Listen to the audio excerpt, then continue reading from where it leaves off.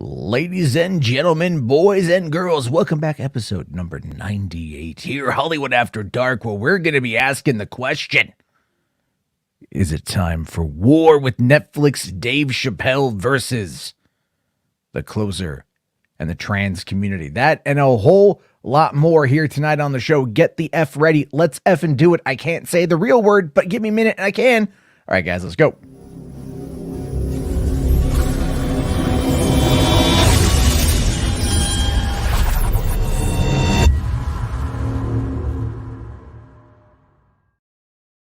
Hey, what's going on, everyone? How you guys doing? Welcome to the party. Tonight, of course, is the 13th of October, 2021.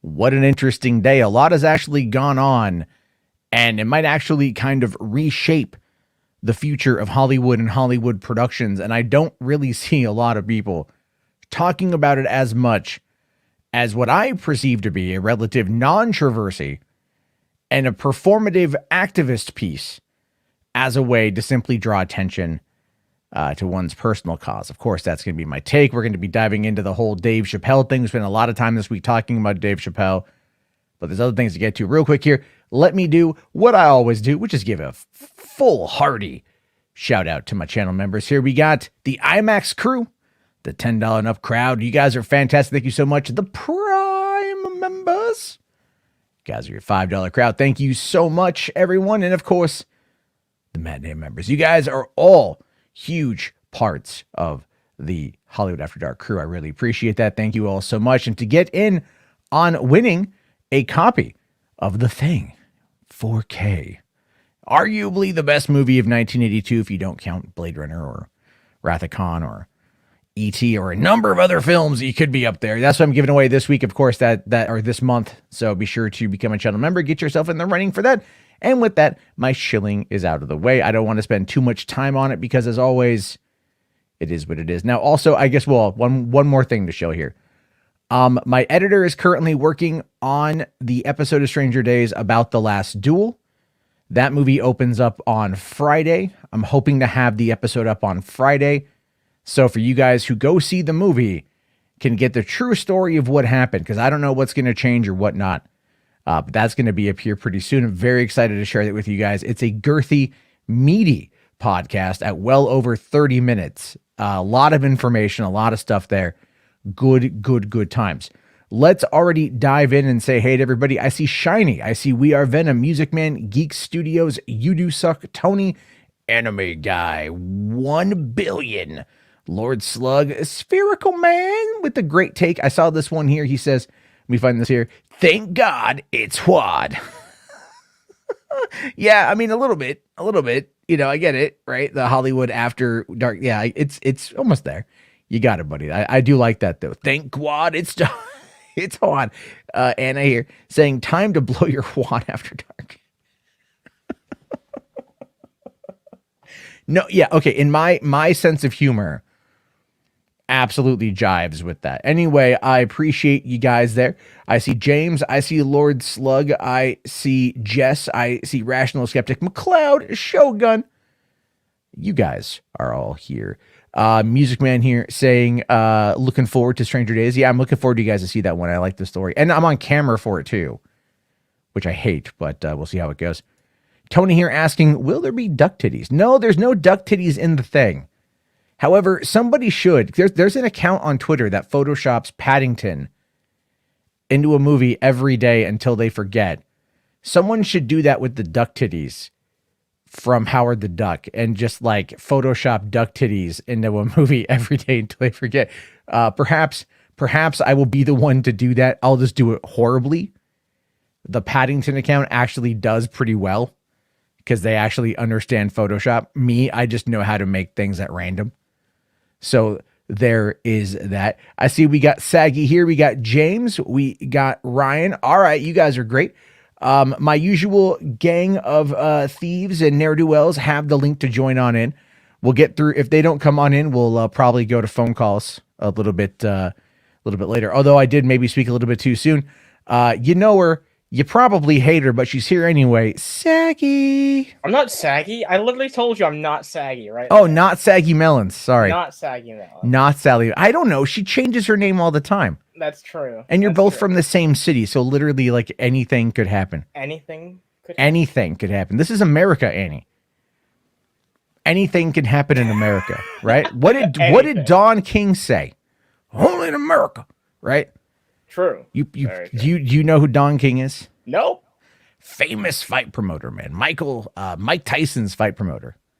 You know, this dude, Don King is I don't know if he's still alive. He might be dead. I've heard of the name before. Yeah, yeah, but Clearly his name recognition. his tagline was "Only in America," because he was a hype promoter. He was a hype man. He was one of the best. I think he was also kind of a criminal, if I recall. There's a Ving Rhames played him in a biopic. So, there we go. We need to check that one out there, I guess. Anyway, it's been kind of a fun day. Go through a couple quick pieces of news here before we dive into to the hardcore stuff. So, I don't know. Have you seen Star Wars Visions yet? No, I haven't. All right. So one of the ones that's on there is this short called The Ninth Jedi, and it is the one outside of the Duel, which is the first one, that I have seen fans really, really, really just be all like, "Yo, we want to see this as a movie. We want to see this continue." In the case of the Duel, it was actually turned into a novel. The novel comes out here this month sometime, giving us a full backstory of the character of the Ronin and everything else. And that is such an awesome little episode, very Kurosawa inspired. That's sweet. Like, that's the great thing about an anthology series, right? Is that it can spin off to cool projects like that. Well, yeah, no, and the thing is, like, honestly, Star Wars and anime, because of the original influences of Kurosawa and everything else, it does go hand in hand pretty well. And so for that, I'm pretty happy with it. And then of course you have the Ninth Jedi here. So according to Culture Crave, the Ninth Jedi director Kenji Kamiya has an entire story mapped out, saying, "I'd love to have a chance to make a full-length feature out of this," and that the short film does take place after the rise of Skywalker. Now, for me personally, I am not one to give much of a crap about like the storyline after the rise of Skywalker right now.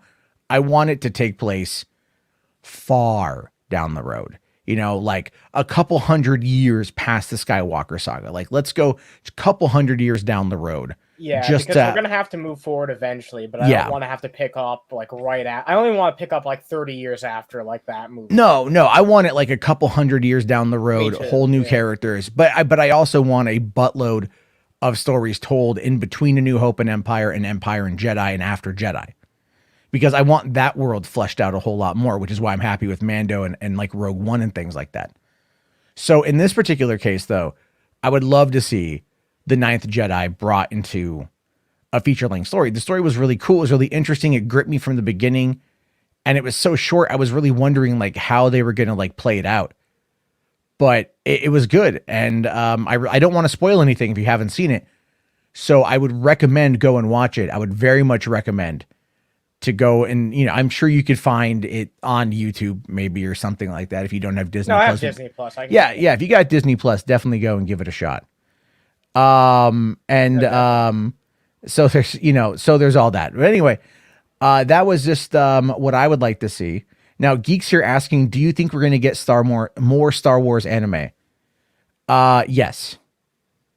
Yes, I do. If you think we get a film adaptation of that story, do you think it'll be in live action or will it be? No, I think no. It'd be anime. It'd be on Disney Plus. Oh, you don't think they'd? Well, probably not in this climate. They wouldn't put it in theaters. They should after this. No, fuck that shit, dude. After the success of Demon Slayer, right? Going into theaters. That's a good point, actually. Yeah, no. Fuck it. Drop that shit. I'd go see that shit in theaters. It's worth a try, right? Well, no, I'll tell you this, though. So even the other night when I saw Venom 2, I didn't realize that Fathom Events had Spirited Away playing. I didn't know that there was a special Fathom Events for that. Really? And I'm walking into Venom 2 and I look up and I see Spirited Away and I'm like, maybe I'll just like, I literally stopped and went, yo, I could just skip Venom and go right in to see Spirited Away.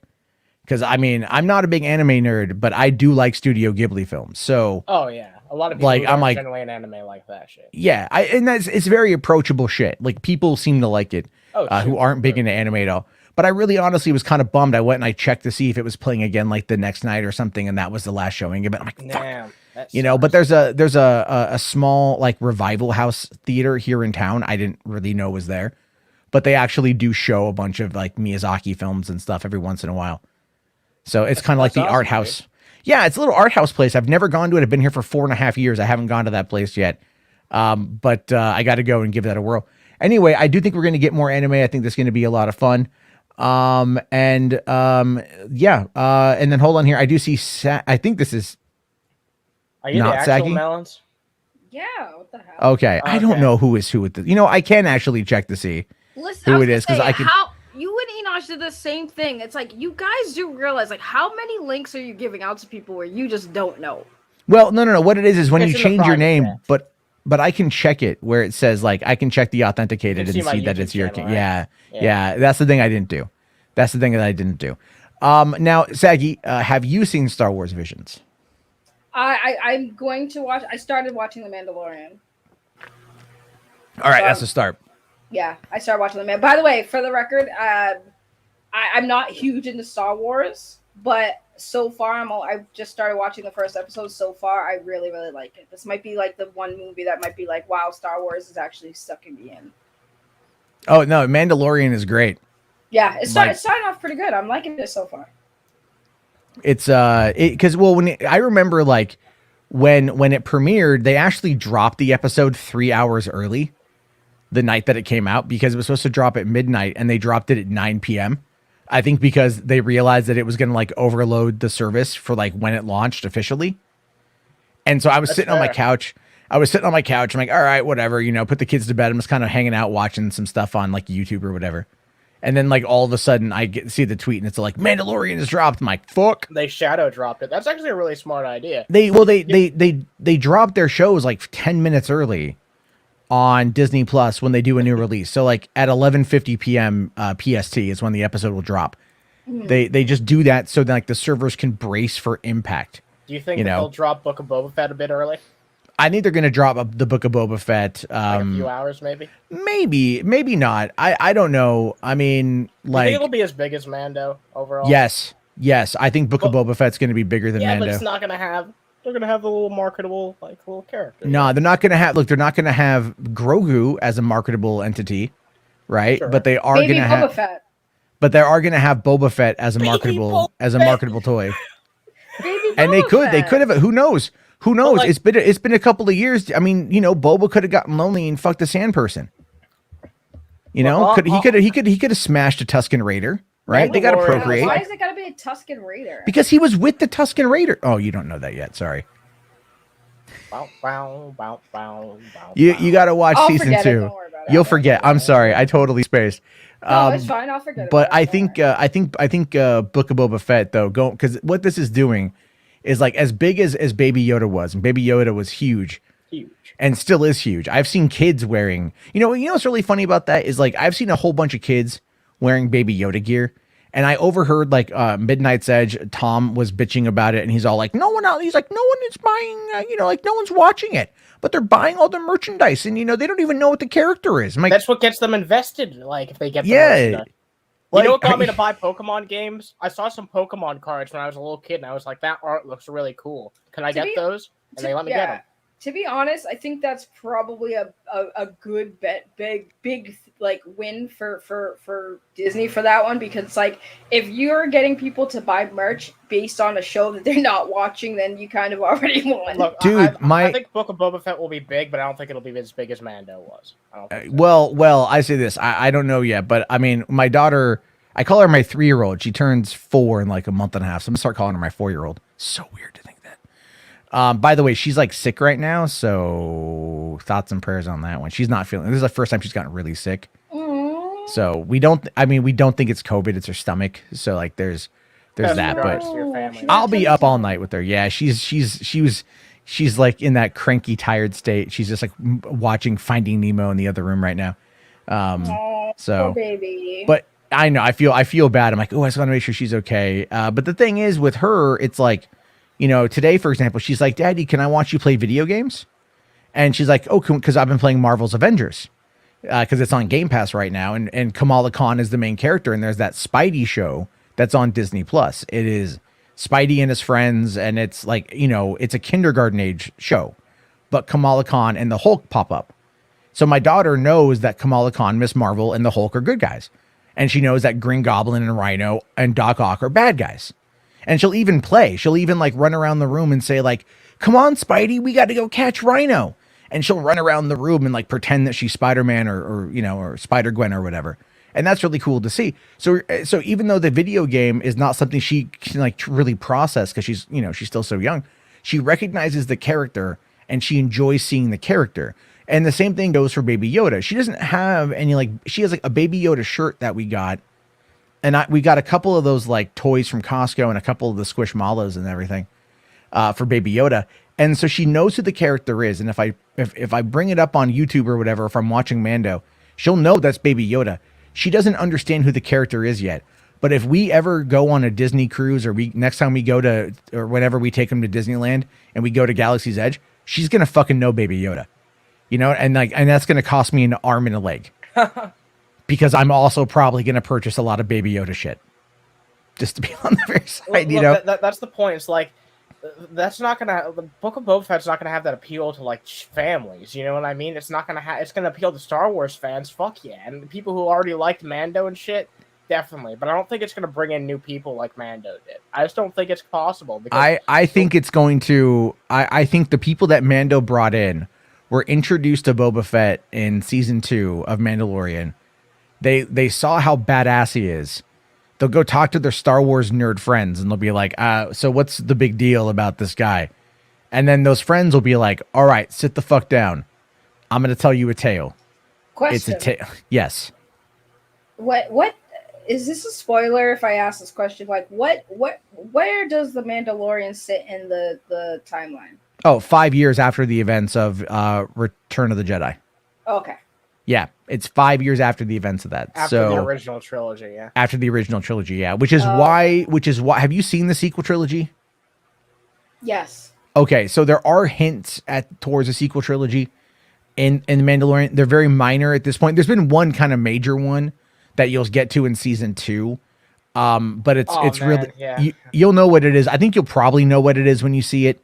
But at the same time, like it's something they're building towards, obviously, because they realize that they need to do it. That went over my head the first time, so she might not. Oh, that didn't. I caught that right away, especially the theme. Because I'll say this. As much as I felt that The Last Jedi was not that good of a movie, I will say that the soundtrack was fucking a banger, dude. That soundtrack was really good, which really makes me upset that the soundtrack is so stellar, but the movie was just like, you know, John Williams is like, I have to try to save this shit. No, all the sequels had good music. Like, there's nothing wrong with the music. All those films have great soundtracks. I mean, even like Solo has a really good soundtrack too. So there's that. But anyway, no, I think you'll enjoy it. I think you'll like Mandalorian quite a bit, Saggy, as you go through it. I think you'll get to know the characters a bit more. And I just want to know your thoughts after watching the season 2 premiere, chapter 9, The Marshal. Because that was, I mean, outside of, let's say, the season 2 finale, which everyone lost their shit over, and it made me actually cry. The Marshal was such a holy shit episode, like such a good episode. I don't think that people should overlook how great the season 1 finale is too, because that actually did kind of fucking blow my mind. It like when the season 1 finale dropped and you get to see what you get to see. Thing, I legitimately was. Oh, well, not only that, for me it was who rescued Mando, and the importance of that, because that was important, and then also what came after the fact, and then also Plus, I mean, the action in the episode is great too. So I mean, Mandalorian is, that they got, like I like I said, so far I haven't finished. I have so much to do, but I'm like close to the end of the first episode, and I'm just like. Yeah, it's one of the greatest shows ever, Saggy. In my opinion, it really is a good show. You've only seen one episode, but you're gonna continue to think that even more the more you see, because it's like, in my opinion, legitimately one of the greatest shows. I think. Look, here's the thing. I think what I recommend is watch episode 5 and 6 back to back, And I say that only because episode 5 is the weakest of the first season, but it has probably some of the greatest implications going forward. And but then episode 6 is like the shit. That's the prison episode. So a fellow Bostonian is in that episode. Oh, really? Whoa. Yeah. And also if you are accent? I don't know. About Bill Maher. No, Bill Burr. Bill Burr. I don't know why. Yeah, Bill Burr's in that episode. Also, Clancy Brown is in the episode. Wait, he's from Boston? I didn't know that. Yeah, Bill Burr's from Boston. You can't tell with how he talks.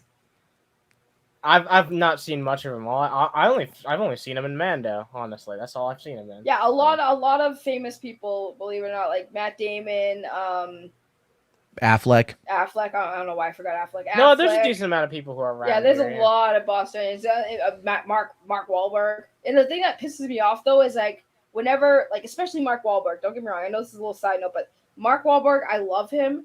But when he's in movies that are based in Boston, like Ted and all these other movies, his accent is so bad. No, like, you know what else pisses me off? Like, why aren't these fuckers like putting any of their money into the city too? Like, where's the money going into? What do you mean? Mark Wahlberg opened Wahlburgers. Yeah, that's a one fucking restaurant. Like, that doesn't count. Like, put some actual fucking fucking. Listen, effort. Listen. Boston is actually, I mean, you're in Boston. It's not too bad. It's not like we need the money. I'm around there. I've been around there enough. Like, we don't need the money. We're fine. Carlos here is great. Bill Burr is the definition of from Boston. It's literally literally like fucking basically like ancient American and like architecture at this point. Yeah. Right, but Anna, do you agree that Mark Wahlberg's Boston accent when he's in these movies are absolute? Yes, I agree. It's terrible. I think most Boston accents are terrible. That's why I try to repress but his is like real bad. Like he forces it. It's like, bro, you haven't been in Boston and like how long you lost your accent, and when he tries to do it, it sounds so bad. It's like we don't even talk like that. No, we don't talk like that. We don't talk like that. No, really not don't. That. Yeah, that's like a Southie thing, if anything.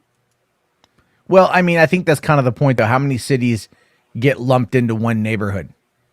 Oh, a ton. A ton, but it's mostly just Southie. Southie has the strongest accent, and mostly from people who have been in Boston. Like older people have like the heavy accent. If you're from the West Coast, you're from Los Angeles, right?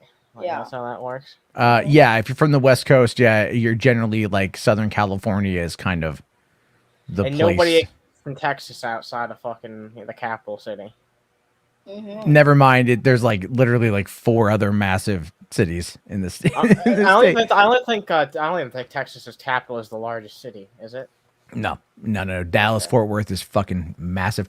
I was in Dallas a number of years ago visiting a friend, and we were driving from Dallas. I think it was like into Arlington or some area over there, maybe Fort Worth. We were going down this. I don't know. We went down this one road.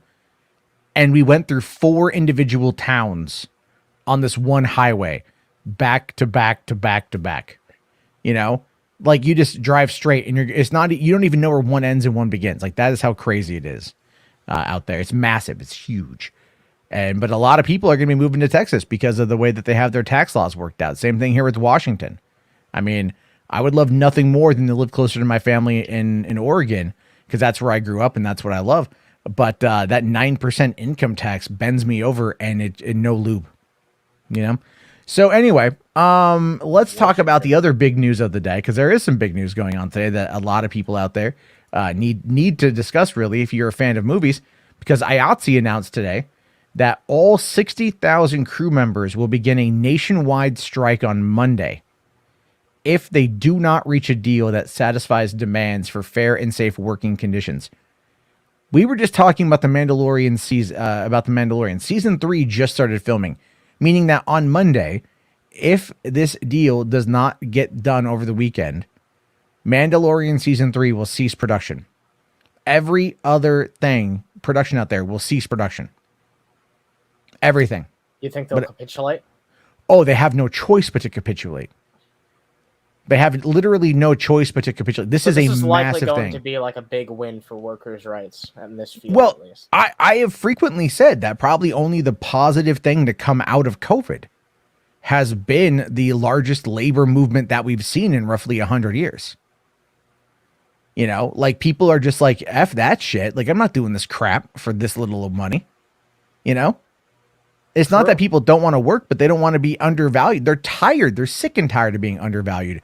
And when it comes to IATSE, you know, when it comes to working on these sets, it's not like you go in there and you're only there for 8 hours.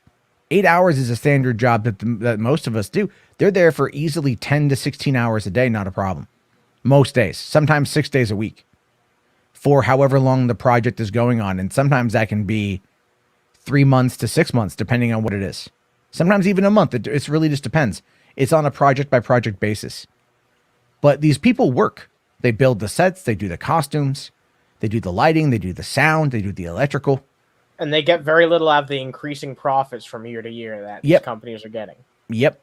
So it's time they get a bit more of a fucking slice from that. I think and also safety precautions with everything.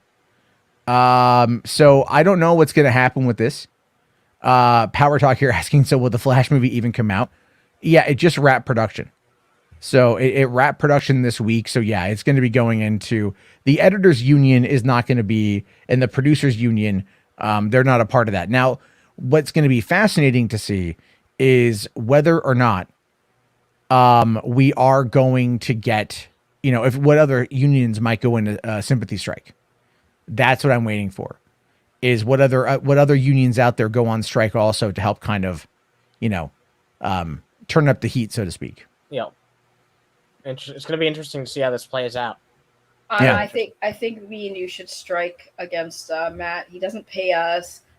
He has us up very, very, very late. And he sexually harasses me all the time. Well, okay.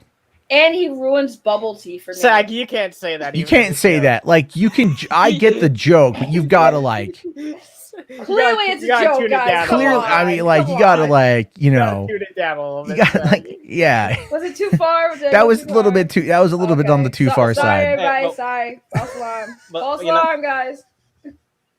I'm like, Jesus Christ. You know what, though? I am going on strike, though, Jarbo. I am going on strike. Are you going to strike a match to light a bowl, or what are you going to do? Yes. All right, there you go. Thank you. There you go on that one there. But I did. Thank you for the reminder. Guys, that's a fact. And I'm not taking that. Here's the thing. Here's the thing. No one's stopping you from drinking bubble tea and enjoying extra boba at the bottom of that. Bubble tea. You know? No, because now every time I eat my boba, instead of enjoying it for what it was, I keep thinking, wow, he's right. It does kind of have the consistency of semen. And I wouldn't have never thought that if it wasn't for you. So yes, you have tainted. So wait a minute. What you're telling me is whenever you're slurping balls, you think of Matt? Yes. I don't know what to tell you, Saggy. It's his fault. That's not my fault. If you never said that, that's not Matt's fault. That's your fault, Saggy. That's all your brain doing that. Anna, I have never thought that boba had the same consistency as semen until Matt brought it up. And then all of a sudden, now when I try to enjoy my boba, I'm like, oh my God, he's right. And now this has ruined my drink. So yes, it is your fault, Matt Jarbo. Have you, but here's my question. Have you stopped having boba tea? No, but I just now can't enjoy it. Okay, so you still enjoy it enough to drink it, but but even knowing in the back of your mind that you have that visual and mental imagery in your mind and you still drink it, that just answers that question that I had that I didn't want to ask. No, Jarbo, it's not in the back of my mind. It's the back of my throat. Okay, do you understand? Oh my God. Wow. This is going off the walls. Wow. This is going off the walls. Anyway, this is going a little bit weird. I think my dad listens to this too, which is just he'll be like, what the fuck? Yeah, he's a member, right? Yeah, he's a member. Yeah. Damn. You're acting like this is like new. No, it's not new. Trust me. I make horrible jokes, even worse in person. Episode of HWAD yet. Shut up. Not everyone. All right. A couple super chats though to quickly get to here. Shogun Order here with $2. Thank you for kicking off the night, man. Texas capital is Austin. Very small. Yes, it is very small. But you know what? There's a lot of culture there. That's like, you know, they refer to Austin as like a blueberry in a bowl of tomato soup. So there's that. And then Mo Moon here for $2, buddy. Thank you. Says, I'm still waiting for Saggy and Jarbo to end me. For what? No, remember the other night? You forgot, didn't you? I stream a lot. Yeah, the other night when that topic when I was on with Steven and Mo Moon was getting into it with people, and at the end he was just like, "Kill me," and I said, I'll do it." And then I still have it. I told him I wasn't going to, but he's paying you for it now, so I don't know how. There you go. That's how this works. That's how this works. And thank you, Mo. I appreciate that. Saggy can end you. Saggy can end you anytime she wants. I'm fine with that. Like, can you picture that, Matt? Your Honor. But he gave me $2, Your Honor. You know what I spent all morning learning about today, while I was at the library, was organized retail crime. And I was researching it for a story I was working on, and organized retail crime are people who get paid to go into like big box retailers and steal shit and then sell it off at a steep discount to a wholesaler who will then turn around and resell all that shit online. Because this father and daughter got busted in Atlanta doing it. And over the span of from 2011 to 2019, they raked in about 6.1 million. And they had people go on in to different stores, these professional shoplifters, and boost like drugs, like Claritin D, Claritin, not Claritin D. That shit's behind the counter. But yeah, like, Sudafed and ibuprofen and aspirin and shampoo and shit. And then, they would, I'm just saying, this is the thing, this is the thing. So, when you mentioned the $2, like, you gave me $2, that's where my mind went. Oh, Jesus. Anyway, here, Queen Danny here asking, am I the only one here is anti-Chappelle? No, I don't think so. But we're going to get to Chappelle here in a second. There's this one more thing I wanted to get to tonight, because it is definitely chiming in with things that we talked about the other evening. And that actually happens to be Letitia Wright. Letitia Wright has actually come out now and defended herself from the claims written in the Hollywood Reporter the other day. And so this is her statement right here. It says, "It saddens me to have to address the reports published by the Hollywood Reporter on October 6, 2021. The report spoke about my conduct on the set of Black Panther 2. I honestly assert this was completely untrue. Anyone who knows me or has worked with me knows I work incredibly hard at my craft. My main focus is always to do work that's impactful and inspiring.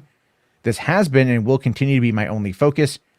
I will continue to hold on to God's hands and onto the scripture of Isaiah 54:17. I don't know which verse that is. And I continue to focus on my healing. Thank you for your prayers. And I continue to pray for God's love, peace, and joy. God bless you." So, that's pretty interesting, huh? Yeah, well, I mean, it doesn't. She says she's denying it. But no, she doesn't directly deny that that she stated what she was accused of. She just says, "I'm professional and I'm a good actor," and well, okay. Well, what did she say? Well, we don't know. Well, yeah, this is the original report from the Hollywood. This is what she had written in her thing, but the original report from the Hollywood Reporter had said that she had expressed anti-vax sentiments while on set. Now we don't. Basically says like, "Hey, I work hard." It's like, what's that have to do with like the price of chi in China? Like, this has nothing to do with what we're fucking talking about, and yet you're bringing that up. So I don't get it. And then you quote a Bible verse, which is whatever. That's fine if that's your fucking religion. But like, I'm not seeing any substance here. Like, where is she actually being like, "No, I don't actually hold these beliefs." Like, this is not her really refuting what was said. It's just her being like, "I'm an actor and I do my job." It's like, oh wow, what a surprise. Well, here's the scripture that she says. Isaiah 54, chapter 54, verse 17. There goes. I haven't read the Bible in a long time. I'm afraid I might burn up in flames. Saying here that no weapon that is formed against thee shall prosper, and every tongue that shall rise against thee in judgment thou shalt condemn. This is the heritage of the servants of the Lord, and their righteousness is of me, saith the Lord. Okay, so she's basically saying like anyone who's coming at her won't prosper. They won't win. She'll Okay. She's got her Okay, so this is where this whole thing stems from. She apparently reshared, or she shared a video that questioned COVID-19 vaccines. It was a 69-minute YouTube video featuring London church leader Tommy Ariami. This what it came reminds from. me of a certain somebody. Sure does. See, I got called an anti-vaxxer because all I said was it's understandable for people to question what they put in their body, and somebody's like, "You're an anti-vaxxer." I'm like, I'm not telling you not to get the vaccine. I'm simply saying that it's understandable for people to question. You should always question what you put in your body, food, drink, medicine, because again, the argument has been stated, and this is a fact. Most vaccines today have taken a long time to be properly produced and be effective. This vaccine was manufactured very quickly, which and is why it's not as effective as most vaccines that we usually get when we're younger, right? Because those vaccines were manufactured in time and had many testing. This vaccine did not. So again, it's understandable why people are questioning it. That doesn't make them anti-vaxxers. It just means they want to know what they're putting in their body. That's not anti-vax. That's a reasonable thing for people to question stuff. You should always question things, guys. There's nothing wrong with that. Like, will you be surprised what you're eating? You know that most of the dyes in our food is created from beetles, from bugs. That's how they create the dyes to make it edible. Flintstone vitamins, baby. Cool. Right. It's actually true. Like yellow dye number 7, I think is like yellow is dye like a number bug. 7. That shit's fucking delicious. It's made out of it's made out of bugs. Yeah. I love. Wait. Wasn't yellow dye 7. number 7 like? Wasn't that? No. Hold on. Sorry. I'm mixing up my urban legends on this one. Yellow dye number 7 is the ingredient in Mountain Dew that allegedly causes sterility. Look, you better not fuck with my fucking goddamn yellow dye. No. I'm not even making, like, when I was a kid, there was a rumor going around about how Mountain Dew, if you drank Mountain Dew, it made you sterile. That the yellow dye number 7 killed your sperm. I'm not fucking kidding you. This was a thing. Like anything with, it was always this rumor. I mean, it was like it's actually been proven to enhance your sperm. What? Yeah, just drink a bunch of Mountain Dew and you'll have a great fucking load. Is that how I have 2 children? Oh my god. I don't even need to worry about it. Just chug a Mountain Dew and like go to town. Be like, all right, baby, let's go for baby number 3. Can you do the do? Can you do the do? Anyway, I don't know. I mean, like, look, the thing is, I understand the concept of what Sagi's saying. But yeah, question, fine. When I take my kids to the doctors for their checkups, for their shots, they provide us with information and they encourage us to read over it. That being said, we look at it, we understand it to the best of our ability, and then we say, give them the fucking shot. You know, like, that's what parents do. This is what it is generally accepted by society.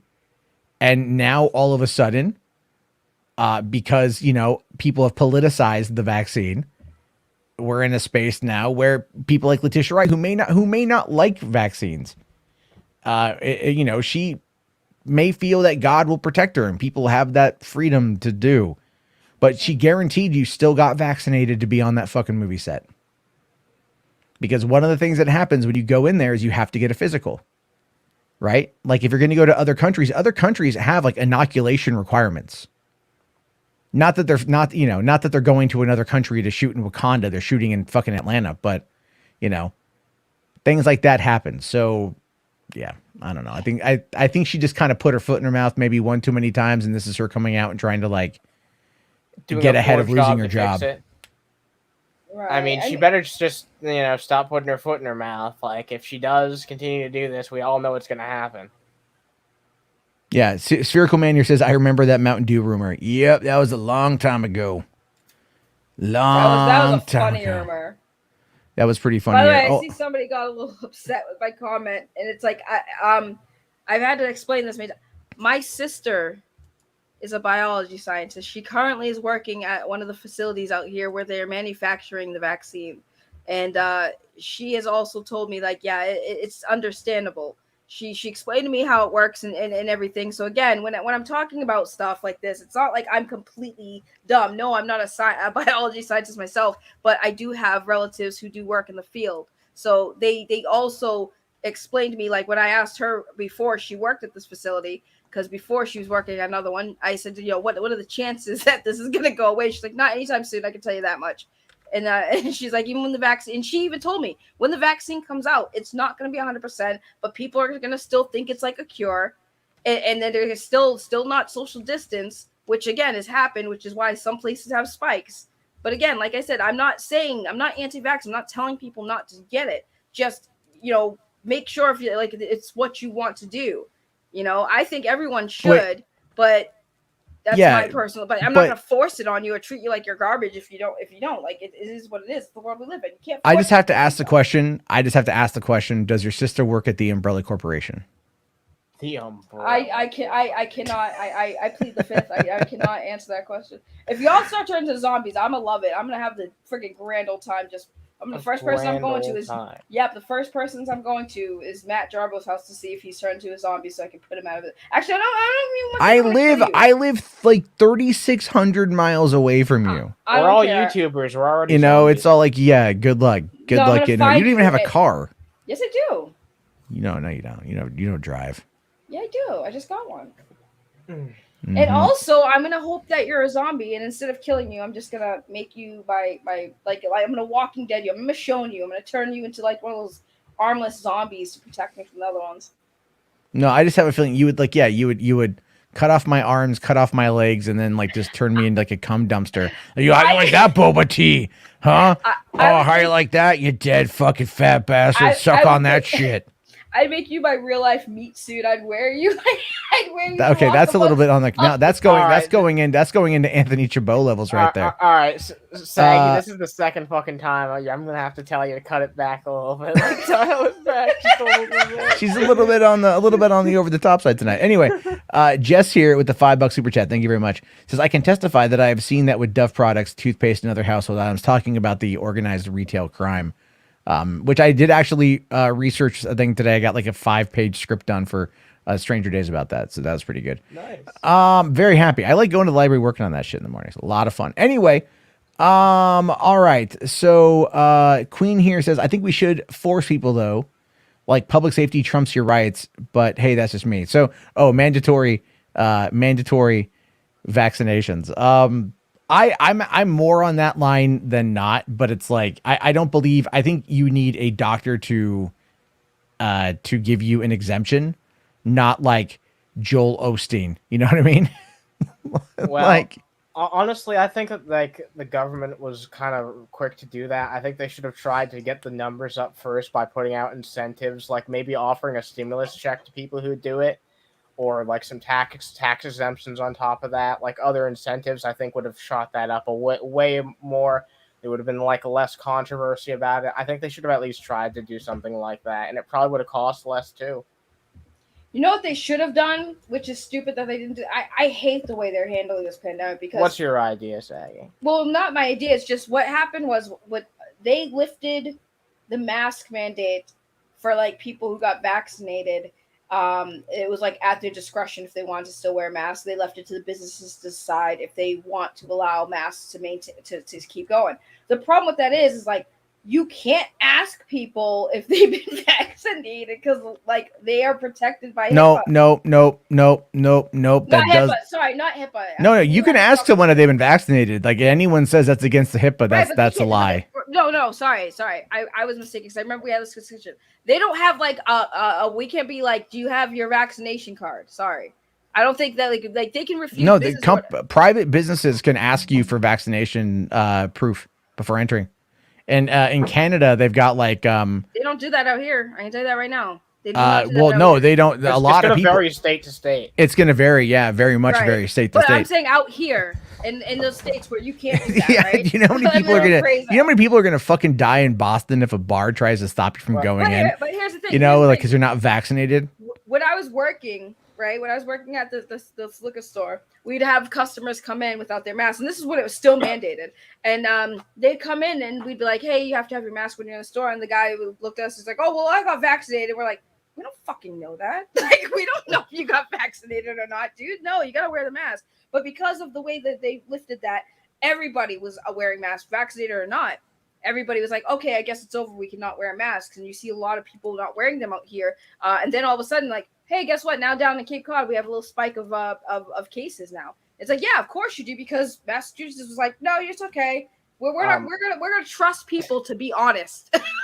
Look, another issue I kind of have when it comes to the whole mandate thing is that something that just happened recently, like multiple governors, at least 2 of them have come out already and said we're not going to enforce this shit. And Biden's just been like, "Oh yeah, shame on them." It's like he's not going to take any action to do this. No, shit. no, no. The DOJ is taking action. They are looking into it, and in fact, in places like Florida, what you have are you have parents that are going to start suing school districts who do not enforce CDC recommended COVID guidelines. Yeah. And like, that's what it's going to be. What you're going to see is a massive increase in civil claims against the state. And that's where you're probably going to see a lot of people win, because that's not going to be like someone like Ron Death DeSantis, best way to describe that guy, doing all that bullshit, or Greg Abbott. Like, those guys are just posturing while their people, I guarantee they're fucking vaccinated, but it's like, they're just doing their shit. Anyway, I don't want to go dwell on this for, No, that's fine. Even as for a while. Can I just answer Danny's thing though before we move on? Queen Danny, I believe they do force that on the police, fire, like anything medical or police. I think they do have in a lot of cases I've seen have been making them get the vaccine so they can continue to work. And there have been officers who have quit, protested, but it's basically, yeah. Well, no, who have quit. They've outright quit in some cases. Oh, they quit. Some people, some did, but it's very few. It's very few. The right wing media makes it out to be like a whole bunch of cops have quit when it's been only a very few. At the same time, people like at Fox who come out and they say, "Oh, the vaccine's bad for you." They're all vaccinated. They still have to wear masks when they are in meetings. So wasn't there a company mandate about that? I heard. Yeah, absolutely. And so it's like, so Tucker Carlson coming out and going, no, he has to, and he is. They're all liars. That's just what they are. Anyway, I don't want to. I know that's too much of a thing. All right, I just want to get to this stuff here. So we've got Mo here with $2 saying, "I have too much to live for. I rescind my offer." I will. Thank you very much. I hope you a long and prosperous life, good sir. And Jess here saying, "Saggy, no business has the balls to deny customers. That's why some states stop enforcing masks, like here in Florida. I miss kicking people out." Florida is a different place. Rather, you're not wrong though, Jess. By the way, than some places in Washington are enforcing it. But also people up here have also just like common fucking, like common decency. But I was at Walmart and someone walked in with they put a mask on and then they immediately took it off. And I kind of looked at the lady. She's like, "There's nothing we can do about it. They've told us to not do anything about it." So they go, "Oh, okay." But they go, "But you can say something if you want." But then again, they're just up the road. Last year, a woman was shot, or no, she was stabbed in the local store, Fred Meyer, for telling someone to put on a fucking mask. So it's like, and then up a little north from here at the same outlet, the same Fred Meyer, different location, a woman was shot and killed because she told the guy to put on his mask. We're living in a clown world, John. Oh yeah, no, we're living absolutely in a lame, a lot of crazy ass shit here. Let's see here. McLeod says Tucker Carlson and everyone at Fox, OANN is vaccinated. Trump is vaccinated. Almost every pundit who whines about vaccines and mandates are vaccinated. Very true. That's the crazy thing, is that he's gone around and acted like he's proud of that too. Like the fact that they got the vaccines out so fucking fast.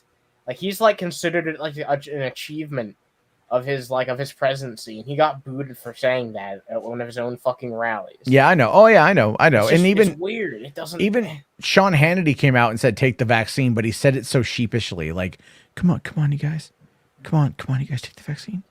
Anyway, Rational here with $2. Thank you, buddy. Says Ron DeSantis and Greg Abbott made Mandis illegal. And again, they're going to be dealing with civil lawsuits out the ass for that kind of shit. And so, I don't know, man. It's all going to be kind of crazy. All right. Gaylete here for $2, man. Says, "Sup guys, really excited to release my new short." That's right. He does have a new short coming out, I think on the end of the month. And we're going to play it here. So that's going to be fun. We'll check it out and see. Yeah, we're going to watch it here on the show. yeah, baby. Yeah. So check out, it's not like an exclusive world premiere, but I told him we could check it out. And because I wouldn't mind watching more people's films on here, like everything else. All right. So let us move on to what I think is probably like the key thing of the night, and that is going to be the well, actually, hold on. No. I screwed up. I lost my page. Okay. So Uber. let's talk about the civil war that's kind of brewing right now over at Netflix, because there is one that's effectively brewing right now over at Netflix. And we can see it happening here because earlier today, and this is just a little bit ago, Ted Sarandos reaffirmed support for Chappelle as trans staffers and allies plan a walkout. Bye. So this is where we are now, right? This is where we are now. Is you know, it is very much doubling down on Dave Chappelle or the employees, basically, right? But let's see what they're saying here. All right, so apparently at least 1,000 Netflix employees are expected to participate in a virtual walkout, whatever the fuck that means, to protest Netflix CEO, co-CEO Ted Sarandos' recent comments in support of Dave Chappelle's special, The Closer, according to a current staffer who spoke with The Hollywood Reporter.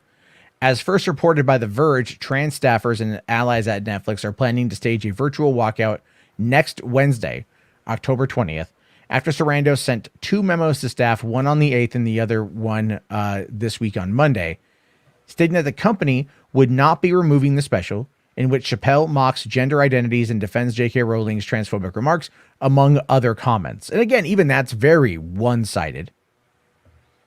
Based upon, if you've seen the special, you can see what he's talking about. Whether you agree with him or not, I think you can argue that he has points he's trying to make. I think a virtual walkout sounds like the least effective strategy for Right? getting a point across I've ever heard in my entire fucking life. Yeah, the Blizzard employees actually left the fucking building when they staged their walkout. They actually left the fucking building. Which, look, you can say what you want about at least that walkout. Like, people still talk about it. Like, people and like employees, it seemed to have meant something to a lot of employees there, which is like, you know, what really fucking matters. Is this going to empower anybody? No, I feel like, honestly, this is just fucking setting the entire fucking community back like 5 years. Well, you know, and I have to say this here.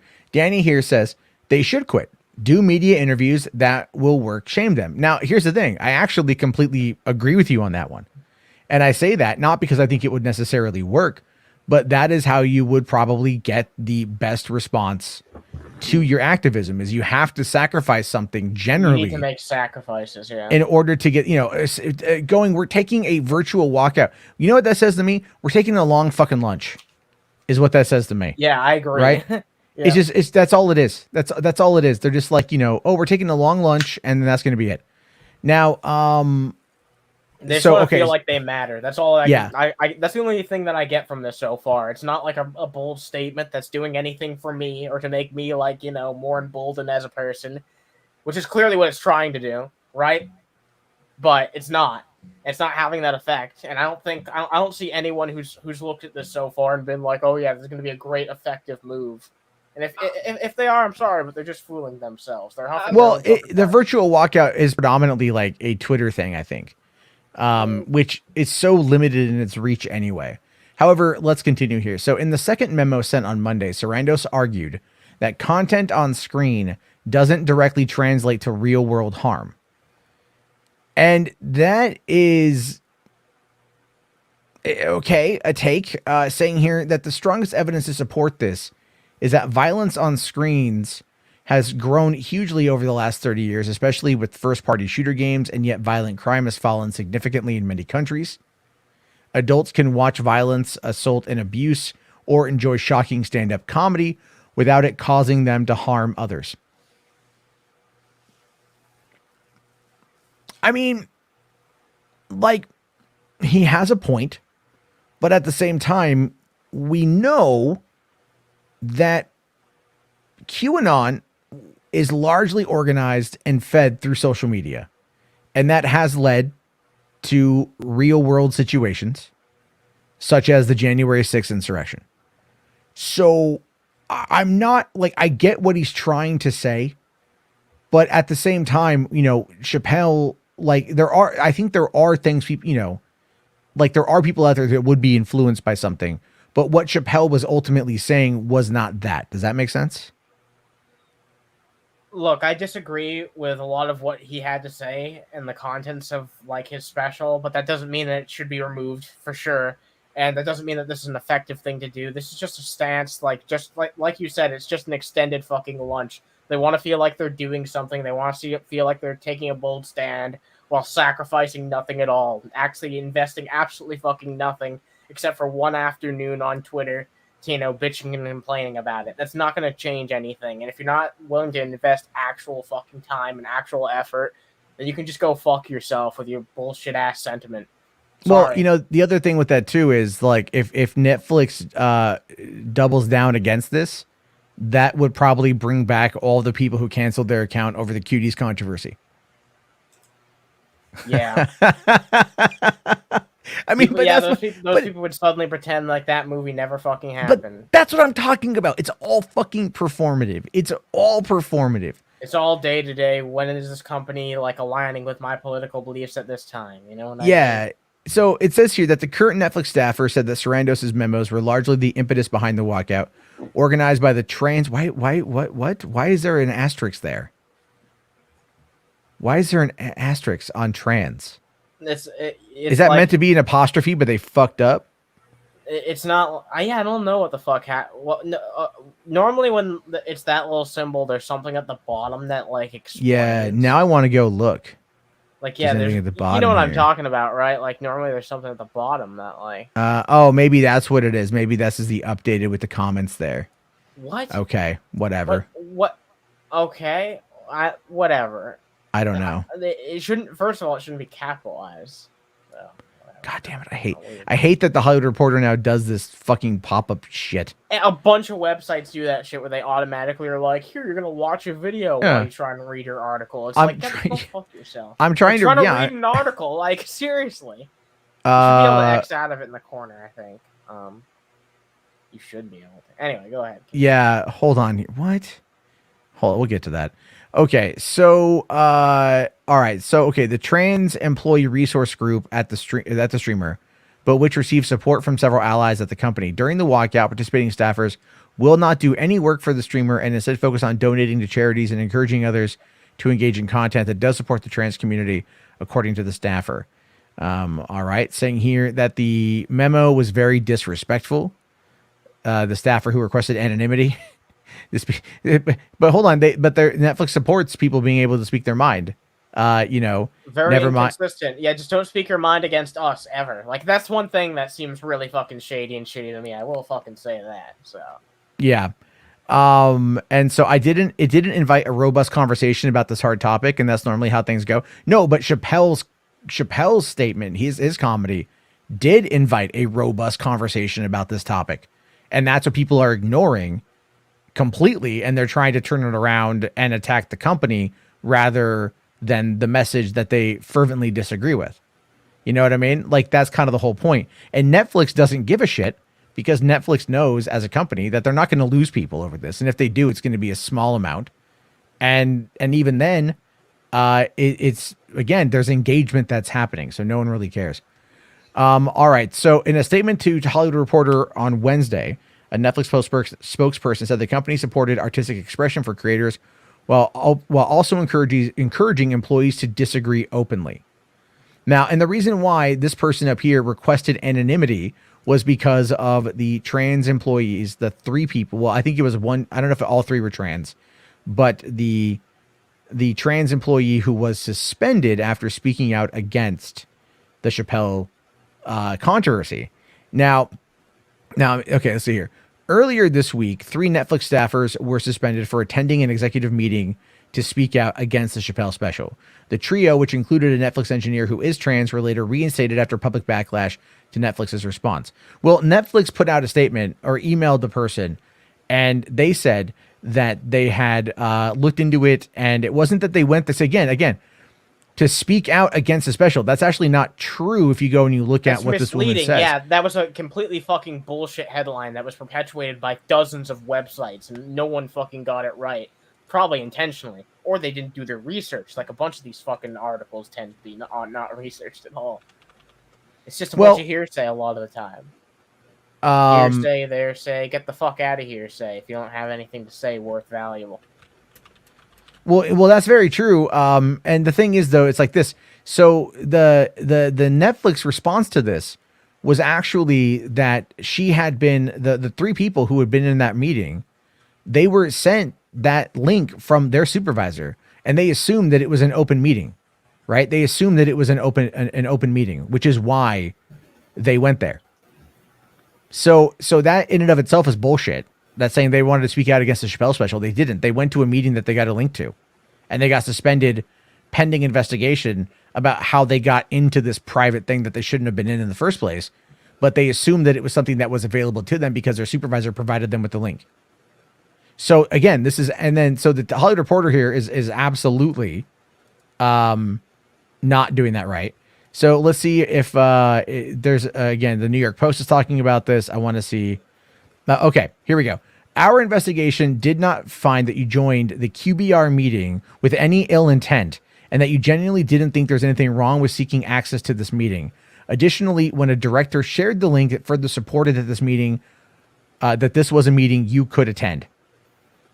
So like again, this whole thing has been media bullshit. It's all been a massive media narrative, and they're staging this walkout for some, performative reason, and that's all it is. It's funny because that entire comedy special, everything Dave said, is what is happening right now, and people are so blind by their stupid anger. And when I see people say, and this isn't a dig at you, Danny, because I've seen that argument before about Daphne Dorman. By the way, the person has a name. It's Daphne Dorman. And the reason why, if you watch that special, because I recently just watched it, I covered it, and this is what pisses me off and why I wanted to wait till you're done, is because what he was doing was he was honoring his friend who is transgender and basically saying, and I think he was implying, because he couldn't say it directly, but it felt like he was implying that the LGBT community was part of the reason she took her life. Because when she came out to defend Dave for the Sticks and Stones stand-up that he did, and then he was getting dragged on social media, Daphne stood up for him on social media, and the LGBTQ community dragged her too. And I guarantee you, because I know that a lot of trans people already have a lot of issues with depression and stuff, that did not help. And Dave said that too. He's like, I don't know if it was her getting dragged on Twitter, but I guarantee you the dragging on Twitter didn't help her. She clearly was going through something, and the LGBTQ community dragged her on Twitter, disregarded her feelings about the person that she is a friend with, didn't care about her opinion, and then she ended up taking her life. She had a daughter. And Dave's point at the end of that was, he opened a trust fund for Daphne's daughter. Dave opened a trust fund for Daphne's daughter because he said Daphne cared about her daughter, and he loved her daughter, and Daphne loved Dave and loved his jokes about the trans community. Daphne enjoyed them. Daphne was a new up and coming. All Daphne wanted, her dream was to be a comedian, right? And that's the relationship that she made with Dave. That's why Dave said at the end of that Daphne was his tribe, not the LGBT community's tribe, his tribe, comedians. And he even told the story. Again, this is why I don't understand why people are mad. You guys, they only took the parts that pissed them off and they ignored everything else that he said. He told his story about how he met Daphne, how he asked Daphne to open up for him one of his shows. A new comedian who only did 3 shows, he allowed someone with little experience to open up for him, being a very experienced professional, long veteran of the comedy scene, right? The GOAT, as he said, right? And Daphne tanked, and he gave Daphne props for like I said, rewatch that special and really listen to what he's trying to tell us. And when people say he used Daphne as a shield, and then they won't even say, like, really? I saw people in chat saying, oh, they use that dead person. The dead person has a name. Say her name. It's Daphne Dorman. Dave did nothing wrong. I'm sorry if you disagree with his jokes. And the funny thing is, remember, Matt, when you showed the clip of the people that the part where the people in the crowd looking angry about his joke? Yeah. Did you watch them? I watched them. They were in the front row. I watched their reaction because you see them a few times during the parts where he was telling those jokes before he got to the ones where they highlighted those people's faces, right? They were laughing at his jokes. They were applauding. They were having a good time when he was telling the jokes before. Okay? You watch that, then you look at the pain in that man's face when he's talking about Daphne, and you tell me he's using her as a shield. He lost a friend, someone he was close to, somebody he connected with, and was trying to understand her struggles as a trans woman in today's society. He at least was trying to, and he's trying to open up the conversation. And people are literally dragging him for it. And he don't care. Here's the thing, guys. Spoiler alert. These people that are walking out on Netflix, Dave already got his money. He had a contract. He did his last show. He got paid. He ain't doing nothing. He don't care. He's walking away with all that money he made doing that show that everyone's crying over. So even if they pulled the show, Dave still got paid for the show. Yeah. I mean, look, the thing is there's a lot of context and nuance in what he's saying. The nuance is what's being lost here. And I'm like Anna this. I didn't think I kind of felt there were times where some of the words he used, I'm like, they're not things I would say. That's obviously. all I'm trying to say. That's the only point I was trying to make. Yeah, but could have been worded more responsibly. Sure. But he was trying to be shocking. He was trying to, I think he was trying to get you mad. So you get mad and then see his point. Has nobody seen the Dave Chappelle show? He literally had an entire skit where he was a KKK leader, bro. He said the N-word, not the one that black people use, but the one that's meant to hurt black people. He had an entire white family with the last name, the N-word. His entire persona, his entire career, what he said. Does nobody remember what he said? Matt, do you remember what he said about how his issue wasn't with the LGBT community? If you haven't been paying attention, it's with white people. Well, I feel like that's something that he's a lot more informed on, and thus a lot more able to speak on. You know what I mean? His frustration. And he says it in the special, his frustration was mostly with the black community for not organizing well enough. Right. And that was his frustration. His frustration was that it's like the civil rights movement wasn't enough, that it only accomplished a fair amount but hasn't gone as far as it needs to go. That's effectively what he was trying to say. And he was that's why he said, talking about the baby, the baby can shoot and kill a guy at a Walmart in Wilmington, North Carolina, but God forbid you insult a gay man's feelings, Right. And he beats that women. Line, he beats women. He's done a lot of messed up stuff. Yeah. Yeah. He's the baby or Dave Chappelle? Because the baby, not Dave Chappelle. I mean, well, no, because there was a bit in there too about where he ended up, I guess, slapping a lesbian woman at a bar.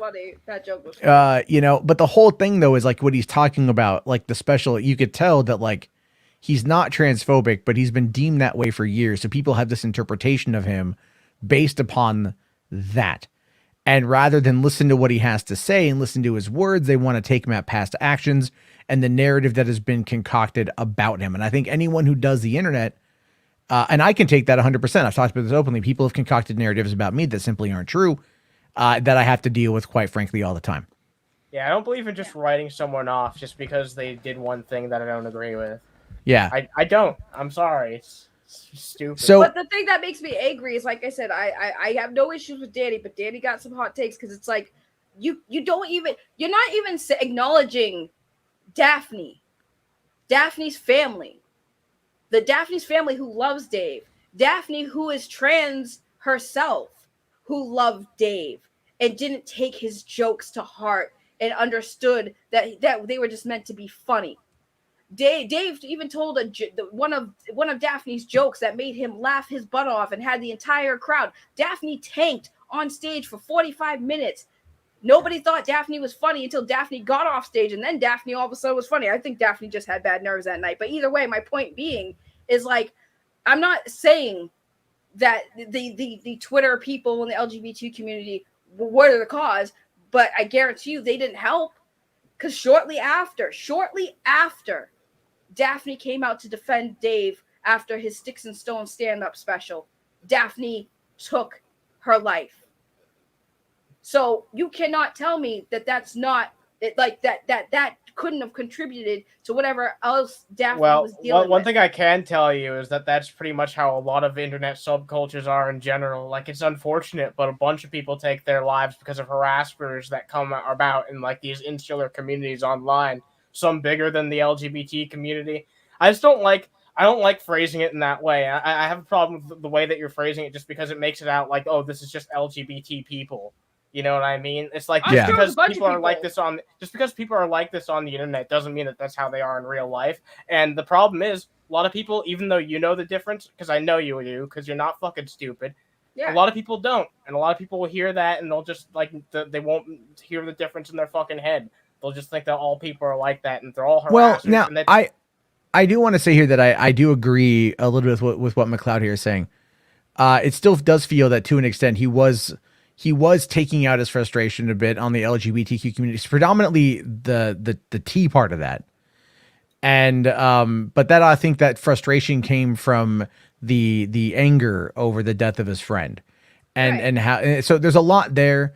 I think again, both parties would probably do well to unify and raise each other up, because there's a lot of organizational skills that they both have that could work out really well.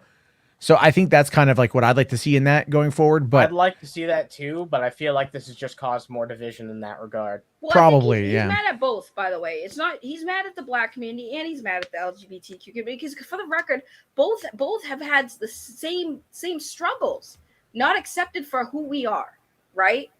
Because we can't change who we are. I can't wake up one day and be white. Other trans people can't wake up and be like, I they feel their way too. So again, he was mad at both because he called them both out. And the whole thing with the trans community, yes, I would say he was more mad because of his loss of his friend, because in his mind, he's like, what did you do for her? What did you do to help her? She clearly is going through it. What did you do for her? And I think that's why he said, like, a lot of the people, and like Anna said, I will take that back. It probably wasn't just people in the LGBTQ community. It was probably just regular trolls too. But at the same time, that was what his message was. What did you guys do for her? And you're coming at me. I that was my tribe. That was my kin. That was my family. And I was there for her. And you want to say that I'm transphobic when I was there for someone and supported someone who was trans. And I understand trans people. And and that's him trying to say, I do understand you. I do see you. That's what I took out of that.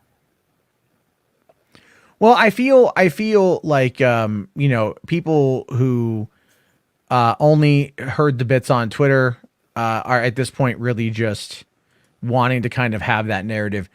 This ultimate walkout will ultimately do nothing, and it will be forgotten about moments after it happens. But I guess because I am wondering, like, could this be the start of something that's a greater conflict, a greater rift at the company? Or, I mean, John said in the chat that, people are replaceable. Everyone's replaceable. True. And if these people, if they're going to try to see, like, what's going to happen with this. And it's not like they're going to be able to really have any kind of legal recourse if they stop working and Netflix terminates them. I don't think Netflix wants to fire them. I think they're just like, go, okay, do your walkout. That'd be a bad PR move from Netflix. It'd be very well. That was the whole thing with the suspension. It just came at the wrong time, and because it was that person, and then everyone framed the argument that way. But I'm wondering if it's I'm really wondering if people are going to are just going to keep attacking Netflix, and they're just going to keep going after them, and trying to turn this again into the culture war, their side of the culture war. The whole horseshoe theory comes out again. So we'll have to wait and see, but I don't know. I think it's stupid. I think it's really dumb. I get the idea behind it. It's like, do you need to take a virtual walkout to donate to trans organizations, right? Do you need to like take that extra latte break at Starbucks in order to tweet your support for a hashtag? You can do the right whatever? thing silently. A lot of people forget about that this day and age. You can do the right thing without saying a word at all. Anyway, I'm probably gonna hop off because I need to get some sleep. Yeah, But, yeah. No, I hear you. I hear you. I mostly just wanted to hop in so I could give my 2 cents on that because I feel like it's an important thing for me to try and contribute my opinion on.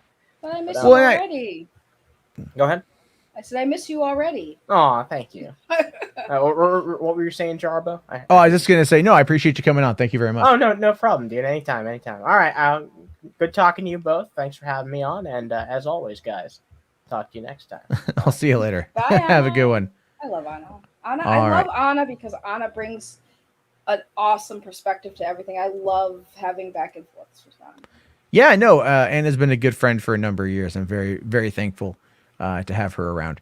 Mm-hmm. So one thing is, okay, I just have to address it because I keep seeing that either Anthony Chabot or somebody pretending to be Anthony Chabot, I think it's him, has been coming in because he's got multiple accounts, right?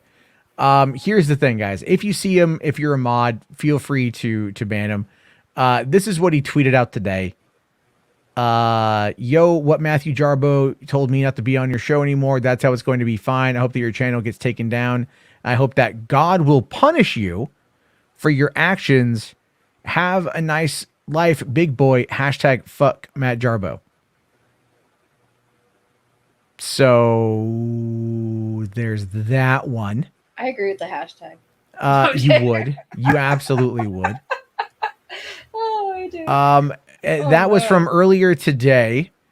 And then another, because there's a guy who fucking sends me these things. He does not like Anthony. He keeps tweeting at me. He keeps sending me images of what Anthony says. But not only did we get that one, we also got that was this evening. I should have probably led with this. Wait, there was more? This was from this morning, where he took a picture of my Twitter avatar and said, "Now Matt Jarbo hates me. I'm crying forever." And then post this a couple hours later. I don't want to keep talking about it. Like, I just want him to go away. The dude is just like, I mean, I don't know. But Danny, you're fine. I like disagreeing with people because it makes for a good conversation. So you don't gotta say sorry at all. I'm completely, like, a lot of people who subscribe to me and watch my stuff, they know that I don't take anything like to heart and be like, oh no, you disagree with me, I hate you now. No, it's nothing but love. Yeah, I think having debates, even ones you disagree with, are probably going to be for the best with everybody as well. And I just sound mad all the time when I get heated. It's not like I'm mad. I'm not mad at people when we disagree. I'm just mad because of like certain things that get me. But I'm not mad at anyone in the chat who disagreed with me. You guys have been respectful. As long as you're respectful to me, I'm respectful to you. We can disagree and still be fine at the end of the day. Oh yeah. I mean, like, I come across as a stubborn son of a bitch. Like, I get that. I fully acknowledge that. But it's like, I'm also really easy to get along with. So yeah, same. Like, that's what I mean. Like, I hate when people feel like they have to apologize to me. I'm like, please don't apologize. I love y'all. It's great that we can disagree and get heated and still be friends at the end of the day. Oh yeah. All right. And then I just want to Vince here. That dude, Vince, says it's obvious Anthony has issues, sadly, but people have to realize that people have limits. Yeah. That's kind of the whole point. Is just it is just weird. Anyway, so couple, people have limits. People have limits. So another thing that's going on today, Saggy. I don't know how much of this you care about, but the Eternals finally dropped their early ticket purchases, and apparently it's doing quite well. According to AMC, it's seeing its biggest day one pre-sales of the year, outpacing even Shang-Chi and Black Widow. Which, it's got a star-studded cast. I'm not surprised. So, it's, I mean, well, yeah, but it's like, again, like, no one I know is like super excited for this movie. I mean, maybe RJ is, but, I wasn't until I saw the cast. I won't lie. Like, Angelina Jolie, Kit Harington, like they got a decent cast. So I mean, I love Angelina Jolie, so everything she's in I usually try to see. So yeah, we'll see how it goes. Well, it says here that insiders say advanced sales for the Oscar-winning filmmaker Chloe Zhao has estimated to have racked up $2.6 million in its first 24 hours, an amount that is 86% ahead of Shang-Chi and 30% ahead of Black Widow. For number one exhibitor AMC, Eternals reps say that this is their largest day one sale so far this year, and that the ticket sales went on sale on Monday. So they went out a couple days ago. I know people out there are like super, into Marvel. I think Marvel just has maintained the quality, and anything that Marvel's got coming out is going to be pretty big. And obviously, I think maybe that final trailer for Eternals is maybe what sold it to a lot of people. But I don't know. I'm having so much trouble getting into like whatever the plot might be. But they might also be doing subversive marketing where it's like they're only showing you so little because they want you to, to be very impressed when you go in. Those sunsets, Saggy, those in-camera sunsets that wowed Kevin Feige that's the thing. And I'll tell you this, I was talking about this with the HBarts last night after the show. And, we both agree. It's like Feige is like, he's out there pimping these, sunsets, he's out there. Beautiful. I love me a good sunset. I do. I love me a good sunset, Saggy. But What the hell was that voice? I don't know. What I were don't you know. channeling? It's like my waspy East Coast rich. God. Like, my God, Bunny, have you seen the caviar? It's atrocious. It's bottom shelf, Bunny. Okay, again, You are so cringe sometimes. you know what? I'm white. Whatever. Can I ask you something? Yeah. Are you gonna Are you going to see Eternals? Oh, 100%. Okay. I mean, yeah. I'm like, so you're gonna see it? I was shit talking fucking Captain Marvel too before I went, and I still went to go see opening night. Like that's the whole thing. Is like, look, I love Marvel. I love Marvel less than I love Star Wars, but I love Star Wars a lot. So like, it's up there, and I'll go see anything that they do. It could literally be like 2 caps, 1 cup. I would watch it. Right. Just to see what it's about. Gross, by the way, but it's very gross. It's America's ass, baby. But like, I would gladly go and watch something like that because I'm a fan. I'm a fan of the brand. I'm a fan of the people involved. I'm a fan of the production team. I like their business model. I like that they've been consistent. I like all of those things. That is why I'm interested in seeing it. I do feel that this is one that hasn't wowed me. Gigantic ensemble films without a lead-in. I'm getting kind of like 2017 Justice League vibes out of this, but nowhere near as bad as that, where it's like rushing to get, they're rushing to get these characters out. And I think they were rushing to get these characters out because DC announced the New Gods in like April or May 2018. And that was the Ava DuVernay one. And then right after that, Marvel comes out and says, hey, we're doing the Eternals. And so again, it really felt like, and there are cataloged events of DC doing something and then Marvel coming in and basically going like, nope, and like cock slapping them. Or coming out and announcing, they announced BVS. Then a few months later, Civil War gets announced, And so it's like, they were copying it. Like BVS and Civil War were going to come out literally on the same day. BVS was like, we're coming out the first week of May 2016. And that was like that was the date that they picked. And then Marvel's like, no, eat my ass, bitch. And they came out and they chose the exact same day. So you have these 2 massive tentpole movies with the massive iconic characters coming out on the same day. Like, that's going to be fucking chaos. So DC blinked and moved up the release of BVS by 5 weeks to the end of March 2015 or 2016. And so it's like they've always capitulated to whatever Marvel wants. And so I kind of feel like this is a moment, and this is a true story. Did you ever see the movie or ever hear of the movie Stop or My Mom Will Shoot? No. I don't know why it's a funny title. It is a real movie. I believe it. That stars Sylvester Stallone as like a Clint Eastwood type, Dirty Harry type cop, right? He's a cop, big muscular cop guy. Was this one of his porns? No, No. This was a real fucking movie that came out in like I think the early 90s.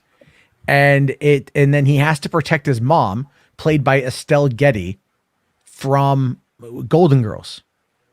The mom from Golden Girls. And so the movie's called Stop or My Mom Will Shoot, and it is a terrible, god-awful movie. And the reason why he did that movie was because at the time he had a rivalry with Arnold Schwarzenegger. And Arnold Schwarzenegger came out and had let it slip that he was interested in doing this movie. He never was interested in doing the movie because the plot line was terrible, but he put it out there that he was interested in doing the movie. And so Sylvester Stallone jumped in and took the role in order to take it away from Arnold because of their rivalry, when Arnold knew damn well the movie was going to be shit. And Sylvester Stallone did it just in order to like get one up on Arnold, and it ended up backfiring. Even the two of them are very good friends, but it's like, you know, that's the whole point. So what I'm wondering at this point, and I can't help but wonder, is DC coming out and they're announcing like really terrible shit movies and really terrible shit projects that have no reason to ever exist outside of just forcing Marvel to copycat them?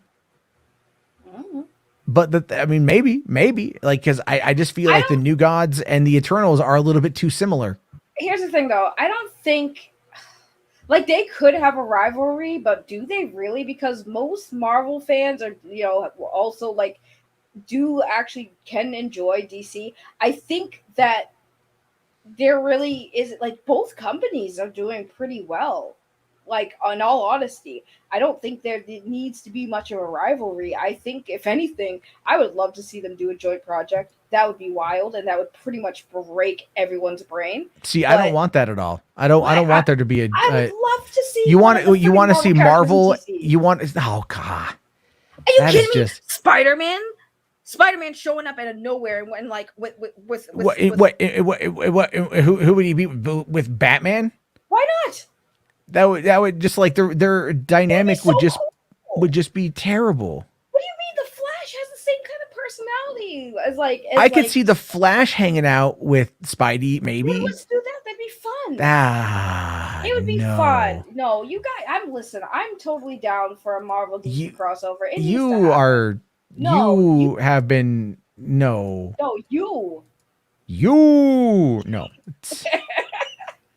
It's terrible, and you should feel bad because that's such a bad idea. Dude, it would be such a cool concept. It would literally break, if it's done well, it would literally just break both the fandoms and be like, holy crap, this is happening. Like that would be the most like legendary thing DC and Marvel could do, is like, hey, we want to take one of our Marvel characters and bring them into the DCU. They'd be like, I'm sorry, what? Well, I mean, look, I'm just gonna say, like, you know, that's not a good idea, but that's just me. Y'all are haters. It could work. With the characters they have now, the way both DC and Marvel are doing with their IPs right now, like they could make it work. Listen, if they could, although I will say this, I am a little skeptical of them bringing Deadpool into the MCU a little bit, because I don't know how they're gonna really handle that whole R-rated stuff. But I mean, I think it'd be good. And yes, and guys, I do know what happened in the comics. I know the crossovers flopped in the 90s. I know that. But I'm just saying, like, with the way the characters are, the way that the universes are established in both franchises right now, and the way the fans are, like, loving it right now, or maybe hating, I don't know. But for the most part, I think it'd be cool. It'd be a fun thing to see. Like, what if DC and Marvel crossed over again? No. Whatever. No. You got whatever. Bite me. All of you could bite me. All of you. Bite me. No. Bite me. No. No. Bite me. That's a horrible idea. You're a horrible idea. It's a horrible idea. You're a horrible idea. How about that? I'm an amazing idea. All right. You are the Death Note of whatever. Netflix Death Note. You're whatever. The Netflix Death Note of YouTube. Whatever, man. I'm okay with it. I enjoyed that movie. It was not great, but I enjoyed it for what it was. Anyway, let's see here. So McLeod here with $10 Canadian. Thank you, buddy. Says it's like he's the Cleveland Browns. Oh, talking about Dave Chappelle show. It's like he's the Cleveland Browns. He in the BLK community, I'm sure BLM community, or no, black community. Sorry, and the LGBT community is like the New England Patriots. Instead of giving this, funny how you would equate the LGBT community to like the Patriots and not like, let's say, the 49ers. Instead of giving his team crap for not getting better, he takes it out on the Patriots. I mean, I guess. Can we not talk about the Patriots? Because I'm still salty. Yeah, I mean, no one likes Brady. But Brady's you might not like Brady, but you cannot deny. I'm not denying shit. I don't fucking care about football. All I'm saying is fuck Tom Brady. All right, that's it. But like, no, the guy's talented. The guy's talented. But fuck him. Bro, he left it. He moved to Florida. And then won. I know. Insane. I'm not saying he's not talented. He's very talented. His wife is Giselle, the supermodel. He's very talented. I stand with you, F Brady, because he left us. And now our team sucks. Yeah, well, you know what? Bill Belichick could just start stealing more fucking plays. How about that shit? You know what? You should. Now, here's my thing with your fucking town. Your fucking town has a thief for a goddamn coach, but because he wins, you look the other fucking way. But now that Brady ain't there to deflate that ball and fucking play by Belichick's rules, and he's still winning outside of that shit, you're fucking Bostonians are gonna turn on that fucking guy and tar and feather his ass. First of all, it's New England. Get it right. Boston is not the only part of New England, sir. So you know what? It's the only part that matters. Does anyone care about fucking about Manchester, New Hampshire? No. Listen. No. Punk. We have clam chowder. Okay. Chowder. Best seafood in the freaking world. Bullshit. Whatever. Have you ever caught clams? Have you ever caught clams? I have. I caught and then clams. made them into your own fucking clam chowder. I have. Yeah, I'm going to now. Oregon coastline. All right. You got your clam chowder, whatever you fucking want to be. JFK speaking motherfucker. Stay in the forest. What is it? What was the name of the island where like the Kennedys killed that chick? It was or she died in a car. It's like Polly Wampak or something. Who knows? You all have some weird ass language out there. I don't know what the fuck it is. Cool. But at least we don't have freaking coyotes snatching up our babies outside. Okay. Like you know what? Human trafficking is a big problem in Boston. All right. So don't even talk about fucking coyotes and shit. Wow. What? What? How dare you with your lies? Oh my God! Thank you, McLeod, for bringing up this heated debate about Boston. Because Jarbo's just a hater because he lives in the woods and he doesn't. I live in the woods where it's safe away from Bostonians. Safe from Bostonians, but not from bears and friggin' massive who would steal my children and sell them. You have moose. You have giant. I don't have moose here. Mooses. I don't have moose. I don't have meese. Mooses. I don't think there's mooses here in Washington. Let me look this up there. Hold on here. Okay. Are mooses in Washington? Let's find out. Hi, Steven. I am your biggest fan. The Washington moose belongs to a subspecies called the Shiras moose, which is physically smaller than the more northern dwelling moose. Okay. They're about 6 feet big. So you got like Yao. I got mini moose. But it's still the size of like Yao. Mini moose is here to save the day. Anyway. All right. Hold on. There's another one here. McLeod bringing up an interesting thing. Says, you guys see that test footage of Jamie Costa as Robin Williams that came out today? Amazing. Did you hear about this? Oh, they're making a Robin Williams movie? No. They're not making a Robin Williams movie. What they're doing is this is actually a guy who is an actor who put together this test footage here of it's a scene of Robin Williams learning about John Belushi's death. And this is just it's a test footage. It's not real. But people out there are kind of, they're trying to argue, I guess, that it is or whatever. I don't know. Like they think it's going to be real. They think it's going to be like a big thing.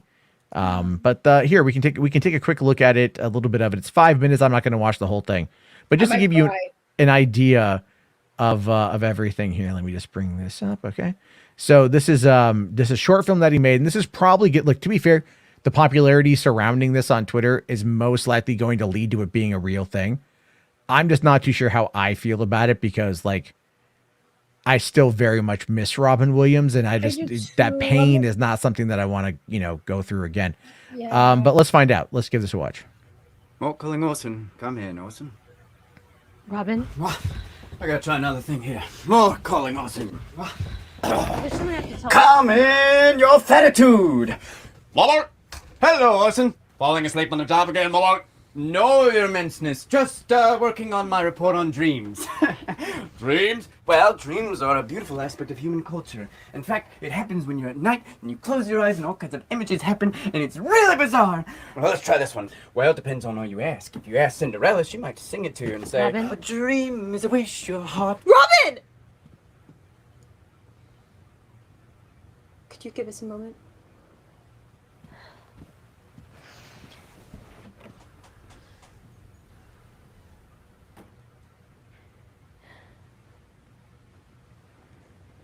Actually, he is pretty good.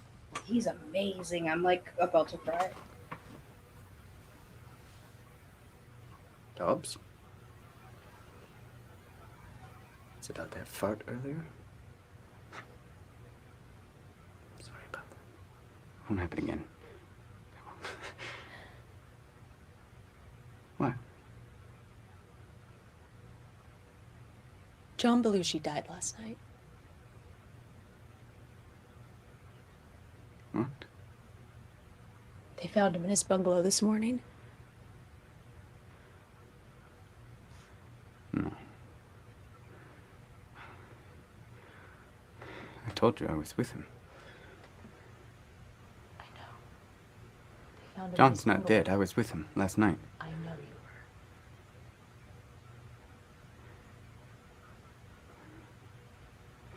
I'm so sorry, Robin. No.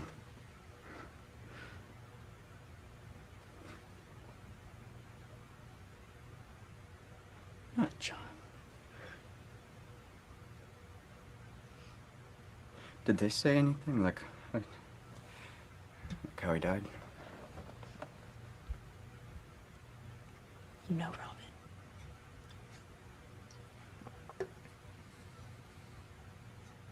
Hey. Look at me. I can't let what happened to him happen to you. No. It won't. I can't. Good. Because if it did, Robin, I would find you and kill you first.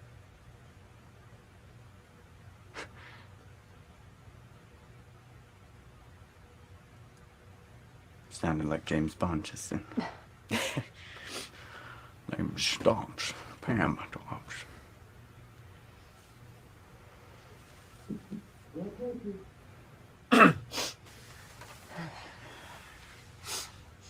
You know you don't have to go out there. I think I do, Pam. Thanks. Tell Howard I'll be a minute.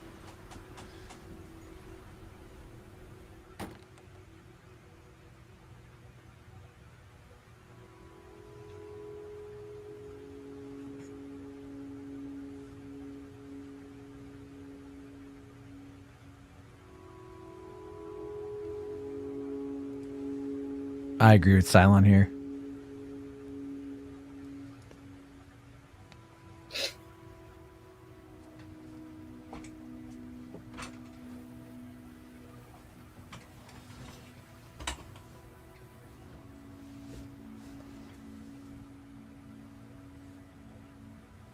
Oh, calling Orson. Come in, Orson.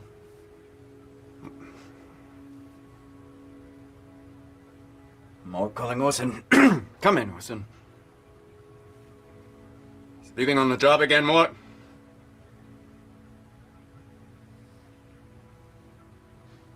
No, sir. Not anymore. Not anymore. Are you crying? Yeah. I am.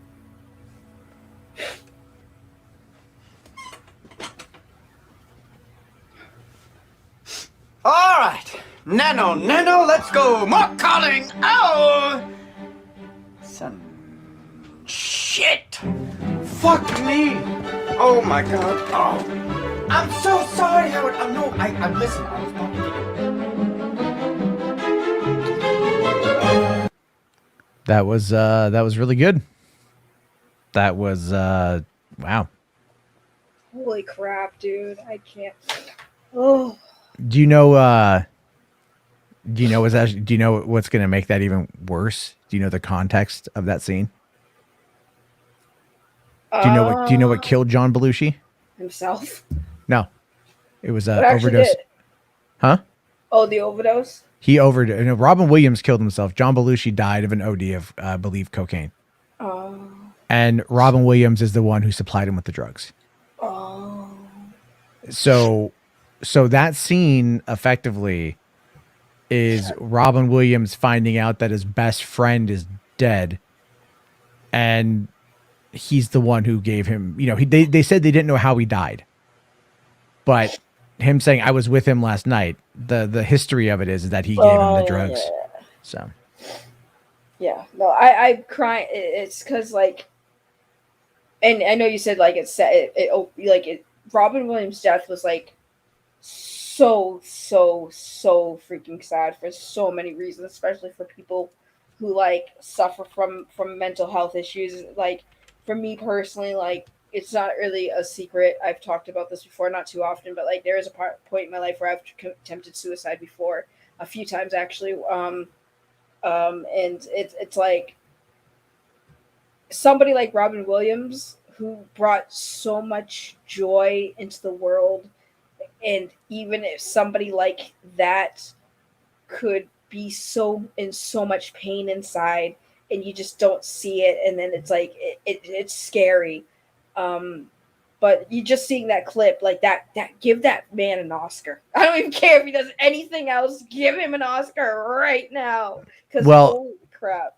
Yeah, the problem with that though is because of if they would have held off on that short film and run through the festival circuit with it, it could have been nominated for an Oscar for Best Short. But because they put it up on YouTube, it doesn't qualify. Yeah, I know, but about 3 million people have watched it in the past 2 days. So, and I'm subscribing to this dude, by the way. I have not seen his stuff. Yeah. I'll link it in the chat. He picked a very powerful scene to reenact. Yeah. So I posted the guy's link in the chat if you guys want to go and give it a check out. Yeah, I agree with HWAD here. I thought the announcement of his death was fake. I did too. I thought that was fake when Robin Williams died, because they said Robin Williams committed suicide. It's like, wait, I've seen that clip of him trying to say that like committing suicide is not the right call.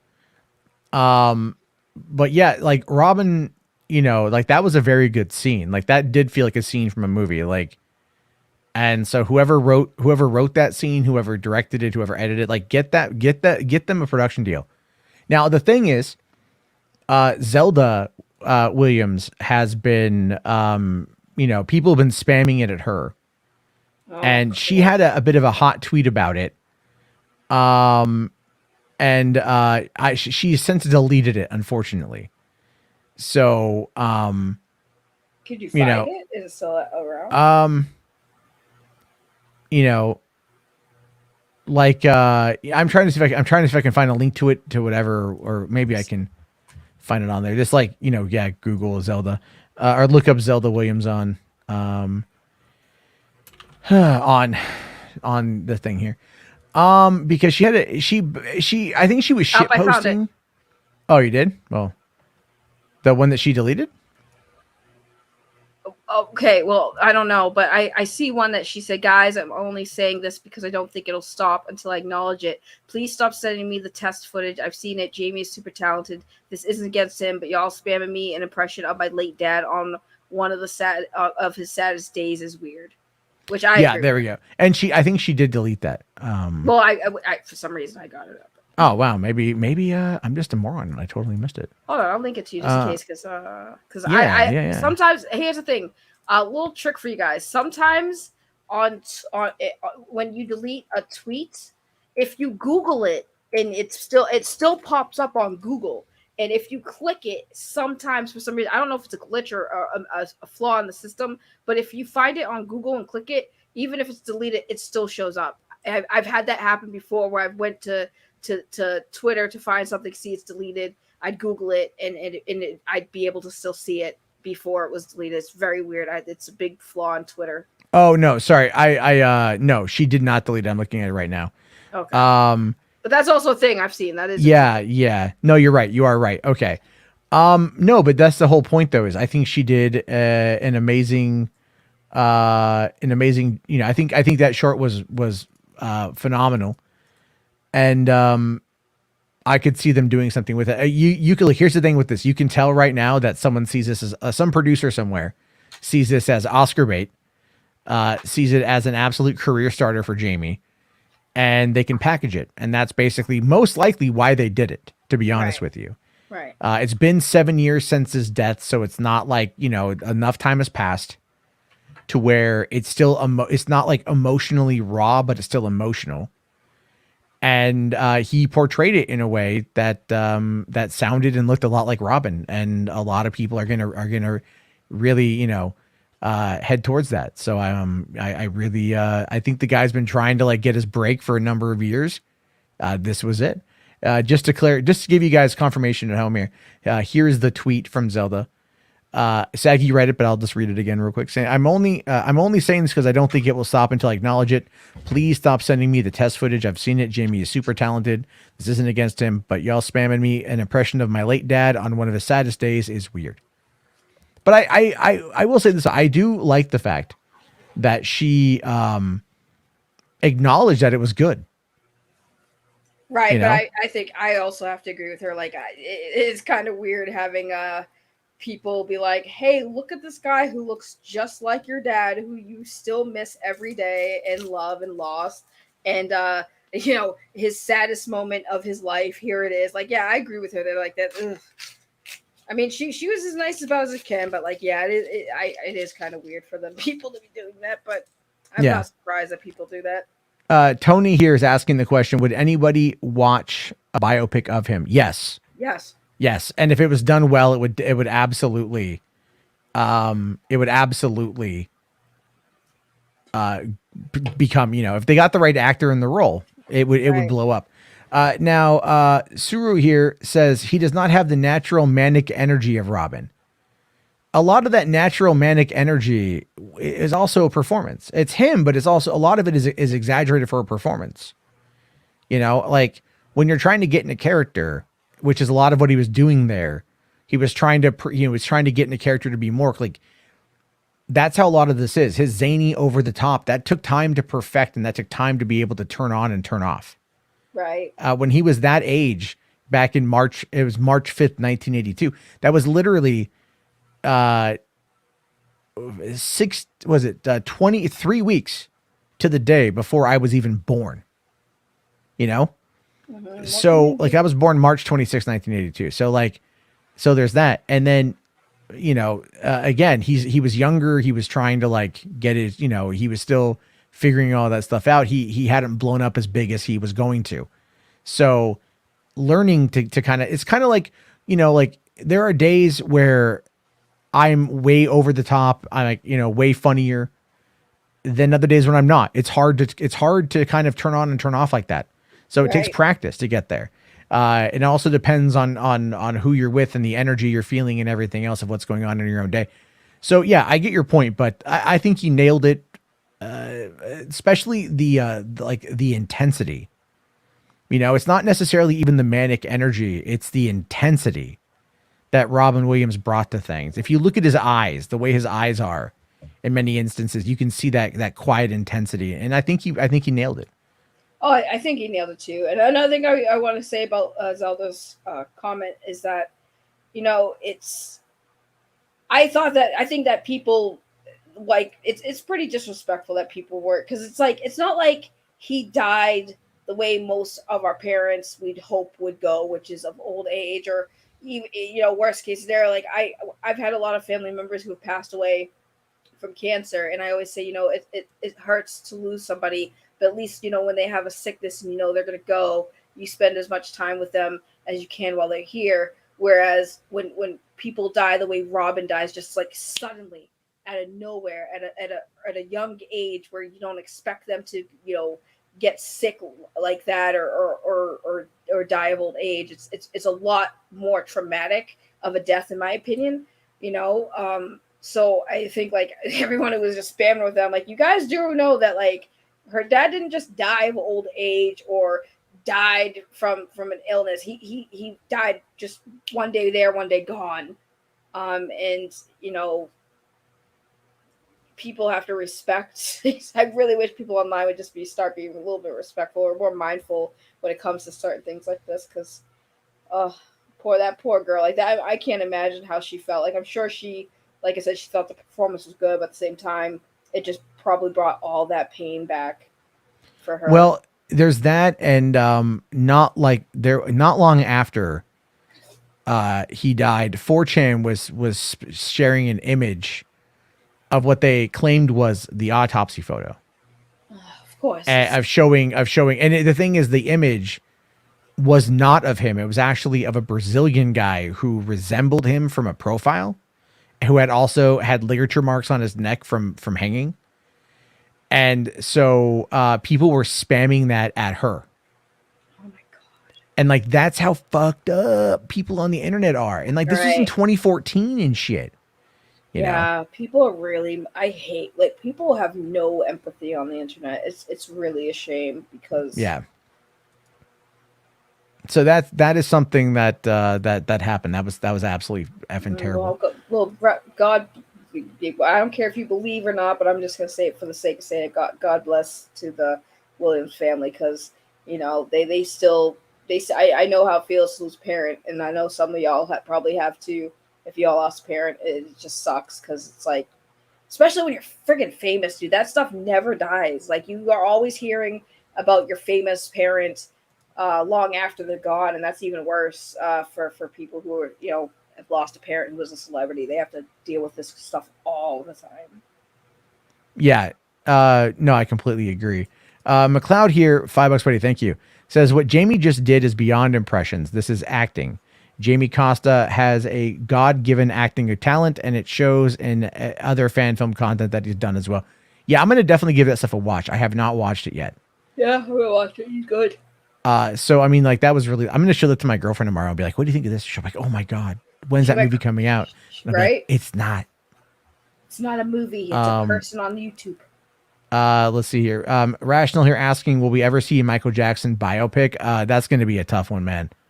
That's going to be a tough... not well. Okay, so see, here's the thing. This is the problem with the Michael Jackson biopic aspect of it, right? It's the accusations that are going to be the hardest part to go through, because at this point there's been so much done in the public space that a lot of people, I don't think, know what the fuck is going on, or they have one very different opinion on it. I think a lot of people. So there were the accusations in the early 90s, if you recall. Yeah, I remember all those. And he settled, I think, for like 20 million or something. And people took the settlement as a sign of guilt. Well, I mean, I think it was cheaper for him to settle than anything else. However, there was never any hard evidence that was found.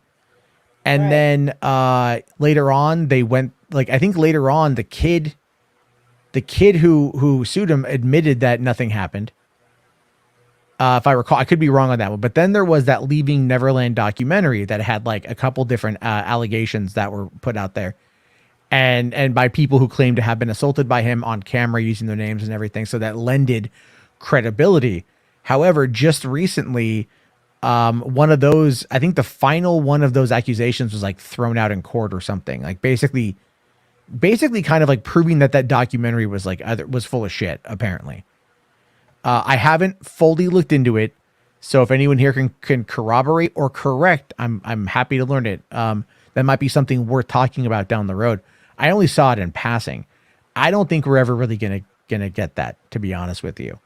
You know, I always, you know, like but people have been trying to go after him for years, and it's like, you know, like when the accusations came out, I think from Leaving Neverland, people were like, some radio stations were like, we're going to stop playing Michael Jackson music. And I'm like, you're fucking stupid.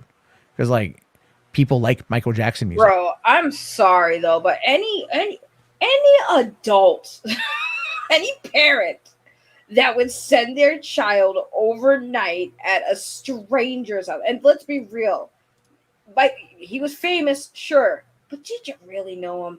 did you really know him enough where you're like, you can take care of my kid and have the kid spend the night of the week?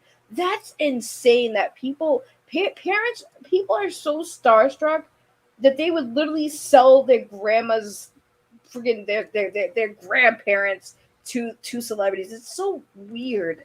That whole situation with Michael Jackson was so effing freaking weird. Michael Jackson, you know, the thing with him from again, my understanding is like, look, he didn't have a childhood. He had a very stunted growth. Like his dad, like I'm gonna, you know, I do think that there was a level of abuse, whether it was emotional, physical, or mental. His dad beat records out of his kids. Trust me, I know. Yeah, yeah, I guess that makes sense. And so that's my whole take on that. Is like, all right, well, you know, he's like doing this thing, and then he wanted to kind of have that experience, and so he just invited kids over, and he had the Neverland Ranch, and it was all designed. You know, I mean, look, there should have been somebody that should have been like, "Yo, Mike, that is a bad idea, dog. Don't do it." Right, but unfortunately, you know, who's going to tell him no? Right. He's the fucking king of pop. Who's going to tell his ass no? But the parents, it's so weird. Like you have kids. Are you going to send your kids to a celebrity's house for the weekend? Yeah. Well, Macaulay Culkin was really good friends with him, and you know, maintains after all these years that nothing inappropriate had ever happened. Macaulay Culkin was also a celebrity with his at the same time too. So yeah, and Macaulay Culkin got fucked over by his parents. They fucking ripped his ass off. Yeah, you know what I mean? So it's like, you know, he's gotten screwed over by the system. He just wasn't screwed by Michael Jackson. So that's good. Oh my God. The wording. It's the wording for me. I just can't. Phrasing. Phrasing. Sus. No, but that's the crazy thing. It's like, yeah, overall, that whole situation is weird all around. Like, it was hard for me because, like, you want to be like, nah, I don't think he did anything wrong because there's too much lack of evidence and stuff, and it just seemed like people were just taking advantage. Which, listen, whoever decided that was we need money, so we're gonna. Can you say this? Like, I don't know. This whole thing is just, I don't know. How are you guys doing tonight? I just don't want to say the wrong thing because it's just such a weird situation. But it's like he's gone now, so it's like, you know, when this all stuff would have been great to come out, you know, when he was alive, it would have been really great when people started confessing that they made it up when he was alive, and maybe he could sue their families and get some of his damn money back. Well, I think one of the bigger problems, and there's a guy by the name of Razor Fist who he has a really interesting video about this. I think a thing with that is like he talked about how Sony Music, they really wanted to like fuck him over because, you know, like there was a co-owning of the Beatles library. I mean, you know, even Geeks was telling me the other day that like Michael Jackson wanted to buy Marvel Comics, you know, so he sent me some stuff on that. I need to check that out. But it's all craziness. It's all just, it is all what it is. Rational here asking, will we ever see a Bill Cosby biopic? Yeah, we'll see it on Lifetime though. Once he's dead, you know, like once he's dead, we'll see. Didn't he just get out? Yeah, yeah, because of a technicality, literally a technicality, and they're probably not going to. Our justice system. It's one of those things where it's like that same technicality, like people are thinking like that might be used for like the Harvey Weinstein defense. Again, I love our justice system. It works, guys. It works. R. Kelly legitimately had a video of him peeing on children, and his ass stayed out of jail until what, 2 years ago? Yeah. The system works. Till last year, and then he just got convicted the other day. I mean, never mind that there's also the whole thing of him marrying a 15-year-old. Right, like, let's be realistic. Our justice system, listen, guys, you want to break the law? Watch Squid Games. Money is everything. There's a movie called Great Balls of Fire. It's a biopic about, I believe it's Great Balls of Fire. I've seen it. What's his Jerry Lee Lewis, right? And so it's got Dennis Quaid and Winona Ryder are in it, and it's like if I recall, like, you know, Winona Ryder was his like 15-year-old cousin that he hooks up with and shit. So, I'm just saying, okay, yeah. Sorry. He falls in love with Myra Gale Brown, the 13-year-old daughter of his first cousin, and eventually marries her, much to the anger and chagrin of her parents. So he falls in love with a 13-year-old who is the daughter of his first cousin. It's like, what, a second cousin? Mm-hmm. And then apparently the subplot deals with Jerry Lee's relationship with another cousin, the now televangelist Jimmy Swaggart, played by Alec Baldwin. I remember seeing this movie as like a kid. Maybe I shouldn't have. Oh my god, it's I'm telling you, some people with money get away with friggin' murder, like legitimately. That's not even me, just like like legit murder, and they get away with it. It's absolutely insane. Our justice system is so effing broken. It's not even funny anymore. Yeah, I know it needs to be worked on. You Okay, think? Tony here says first cousin once removed, to be exact. Okay, I honestly have no fucking idea like how any of that shit works, right? I just don't know. I Does just it matter if it's a cousin? The age is the bigger thing in this situation. First cousin once removed, like 13. Like, I'll side eye you for the cousin part, but I'm definitely, beating someone for the age part. That's just all I'm gonna say on that. Like, holy crap, dude! There's some really weird people in freaking pop. Woo! There's some shit that has gone down, and there will always be shit that we end up seeing down the road, and that is the unfortunate side of, I don't know, fucking everything, I guess. So like, look, because the thing is, Hollywood allows you to live out like your deepest perversions, provided you have the money to afford it. So, and that's kind of the whole thing. That's why Timothy Chalamet, in the interviews leading up to Dune, had talked about like, one of his heroes, who he won't say who it is, but that guy walked up to him, put his arm around him, and said, "I'm going to give you two pieces of advice: no hard drugs and no superhero movies."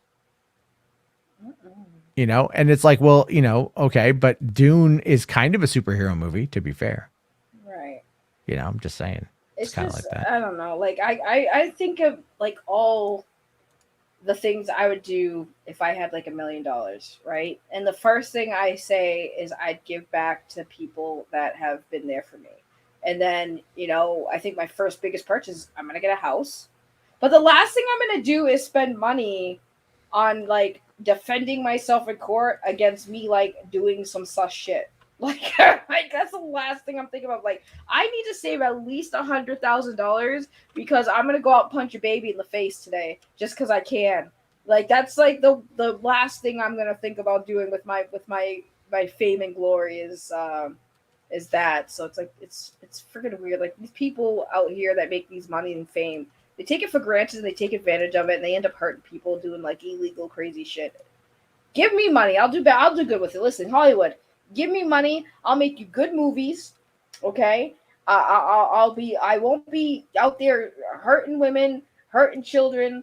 I'll just be making good movies and entertainment for people and giving back to the community. How about that? Give me all those millions. Sure. I mean, yeah, it's that easy. Yeah, just give it to me. Now. Give it to me now. It's that simple. It is that simple. It should be that simple. That is where we're gonna find it. Anyway. Oh my god. But you know what though? At the end of the day, that Robin Williams bit was actually pretty good. And no, it was great. I'm hopeful that we get to see something out of it. But that's not necessarily how Hollywood works, maybe that's how old, well, you know what, to be fair, it could happen at some point in time, because with streaming right now and everything else that's going on, clearly anything could really happen. I mean, if you guys recall, when, what was it? When, the Sony leak happened, there was that whole thing there about Spider-Man. And how they had talked about bringing Spider-Man over to the MCU, and how the deal fell apart. And I said when that happened in 2014, when we found that out, that there'd be no way that this wouldn't happen now because social pressure is going to be too high. And guess what? We're coming up on our third solo Spider-Man movie in the MCU in just a couple months. So Nobody cares. Anything can happen. No, nobody cares, Jarbo. It's all about Blue Beetle. No. Yes. No. Yes. No. It's all about Blue Beetle. Listen, they got the kid from Cobra Kai. This is going to be the most fire series ever. It's going to outdo Titans. It's going to save the DCU. They might restore the Snyderverse because of Blue Beetle. That's how powerful Blue Beetle's going to be for DC. Do you understand, Matt Jarbo?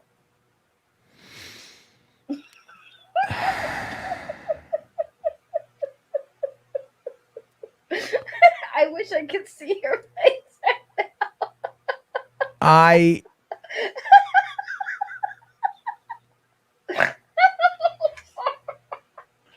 don't know. Apparently, I missed a super chat from H Barts that I'm not seeing here. Hold on, I'm sorry, but let me see here. Let me scroll. Go through though, H Barts? Did you get confirmation? Let me see. Y'all know I'm not lying. Yeah, she's. Oh, okay. It was. Oh, Chappaquiddick was. Thank you, TW. That's what I said earlier about that Polywompic, whatever the fuck it was, where the Kennedys killed somebody. In a car accident. All right, that's what happened. Apparently, it was all in a car accident. Okay. What? Okay. Yeah, H Barts. Yeah, I see it here, but it's not popping up on my thing. But he says here, I'm for $2. Thank you, buddy. I'm seeing Eternals for Angelina still good. Okay. Yeah, it's all about Angelina.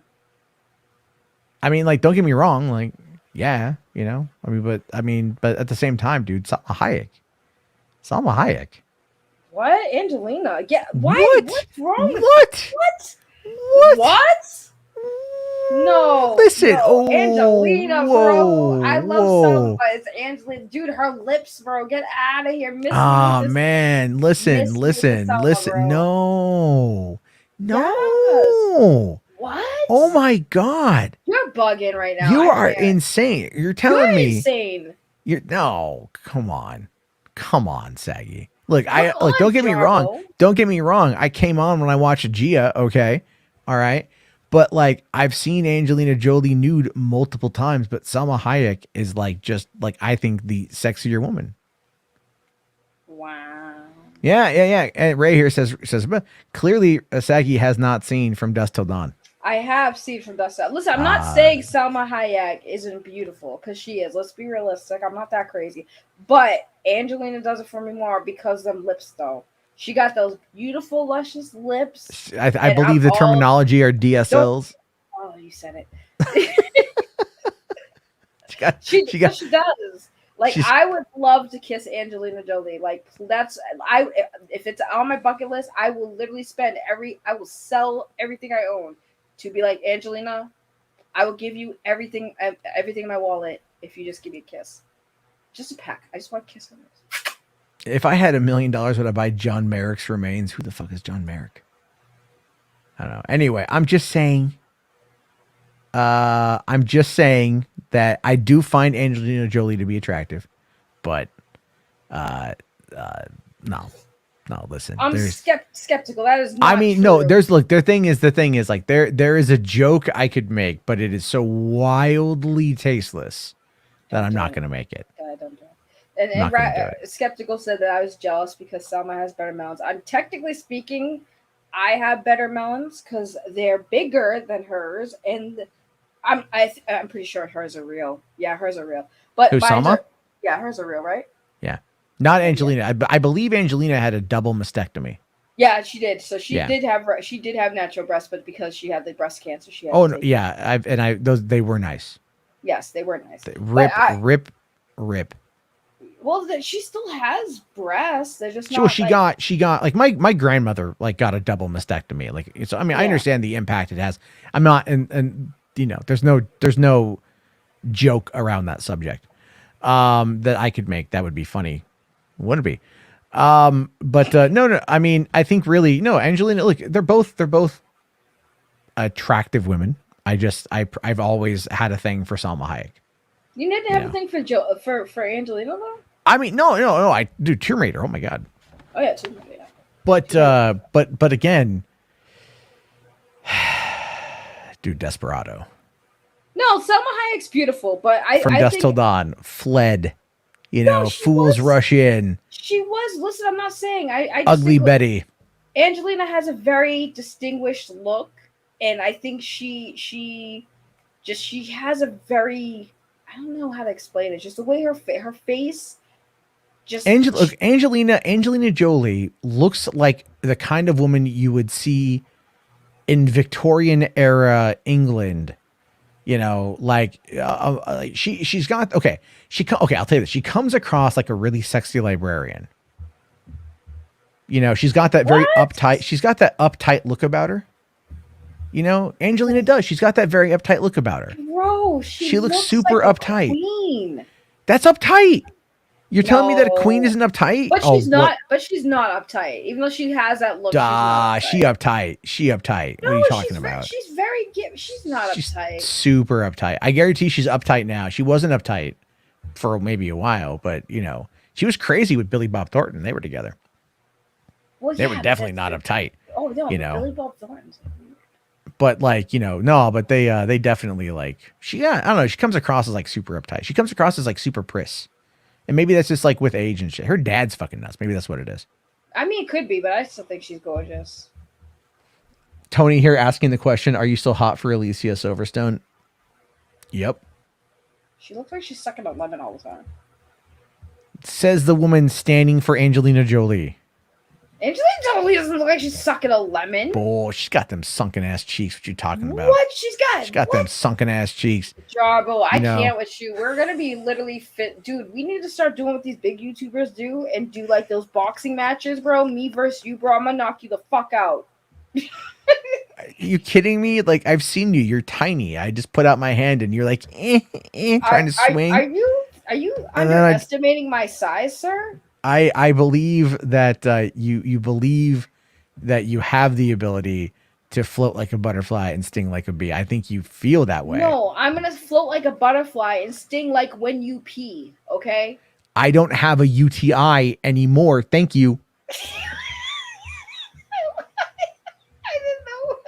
Okay, Jericho. No, see, here's the thing. Men can get them too. You already lost the battle because you underestimated my size, bro. That's the first mistake you made. Never underestimate. What are you gonna clobber me with one of them titties? I'm just gonna be like, you're gonna just Hadouken and just go jiggly, and it's just gonna create this. Listen, no. I'm gonna go all street. I'm gonna go all old school street with you and just kick you in the shins. Yeah. We're gonna kick you in the shins and then give you a nice little uppercut and be like, how you like me now? Huh? How's that floor? Same the consistency of my boba, huh, bitch? Yeah. Yeah, but Saki, you're like 2 inches off the floor anyway, so it's just like you going home. What are you talking about? I don't know that. Yeah, I mean, maybe that's why you're so excited for the Amico. It's finally something your tiny hands can hold. Oh, yeah. I have no comeback to that, so that's why I said, oh yeah. Come back. I was thinking, like, what can I come Although back you got out of Prinier says, I think Saggy could beat Jarbo easily. I could. I just lift up my shirt and it's done. It's a wrap. He's done. No, I lived in LA, man. Come on, I'm not that easily distracted. Yes, you would be. No. Yes, you would. I don't think so. You said you used to. It's been a while, Jarbo. It's been a while. It's been a while, but it's like still, I have a good memory. No, you don't. You don't have a good memory. You don't remember that last ass whooping I gave you. What? You're getting weirder. Are you serious? Our weirdness plays well together. That's why I'm here. Yeah, that is true. We can get away with a lot more than other people's streams because Max like freaks out. Don't say that. No, don't. You're gonna. Oh, I'm demonetized.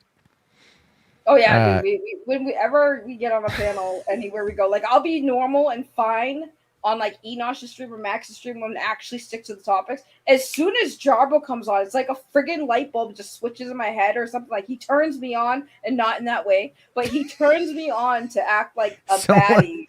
Someone is gonna clip that I'll clip it. because you paused long enough to get a clean drop. Like Enosh is gonna be listening to this and is gonna be like, "There we go, Oh damn it! there we go." He has like at least 7 of them of me. Jeez. Oh, I know. Let's see here. H Bart says Matt versus Sunset. That I don't know, man. Jarbo, I'm telling you right now, people in the chat, if you get enough people that want us to box, we're gonna, we have to do it, right? Why? No, I don't want to like hit a woman. That's not like boxing is not real life. I mean, like when I knock you out, it would be. When I knock you out, it would be. So when you think you knock me out, I can't wait. Please, I will. It ain't even really a question. Jarbo, I already seen your dance moves, and I know I got better footwork. You think you that was me drunk? Oh, okay. So you say you do better sober? Yeah. Yeah, that hesitation is like a hell no for you. Yeah. Nah. I seen your footwork. I don't care, drunk or not. I've seen your moves. I've seen your moves. All it takes is one hit. Don't forget how long ago was that, Jarbo? That video?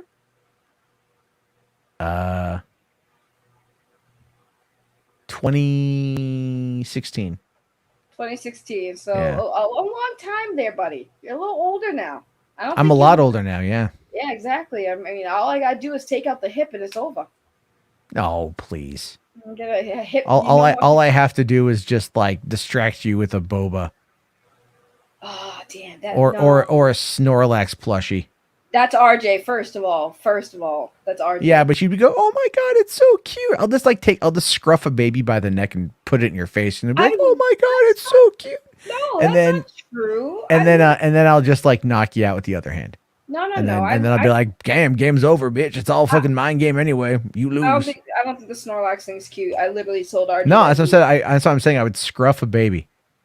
No, don't scruff I would a just baby. Scruff an infant baby. We're not scruffing babies. And I would just go here, save it from the predators, and then your mommy brain would kick in because and then you'd be like, "Oh my god, I have to protect this child," and then you'd be confused because you would see this child and you'd be like, "Oh my god, like I have to hold this thing, I have to hug it."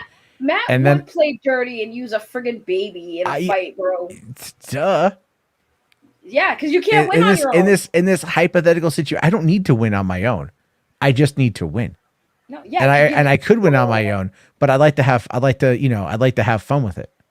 What? So yeah, he's gonna really use a baby. I believe it. He'll just take some random baby in the audience. Which why you would bring a baby to a boxing match is beyond me. But he would just find a baby in the audience, take it, be like, Saggy, and he's right. I would be like, "Oh, baby, let me get this out of Matt Jarbo's hands before he gruffs it or."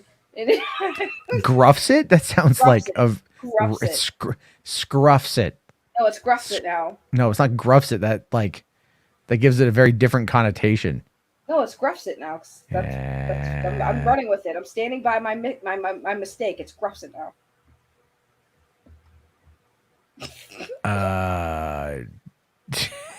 I love how the end of the stream towards the end we're just talking about how we're gonna fight each other, and everybody in the chat's like, "Yeah, we should do it." I'm telling you, if you guys want it, I'll do it.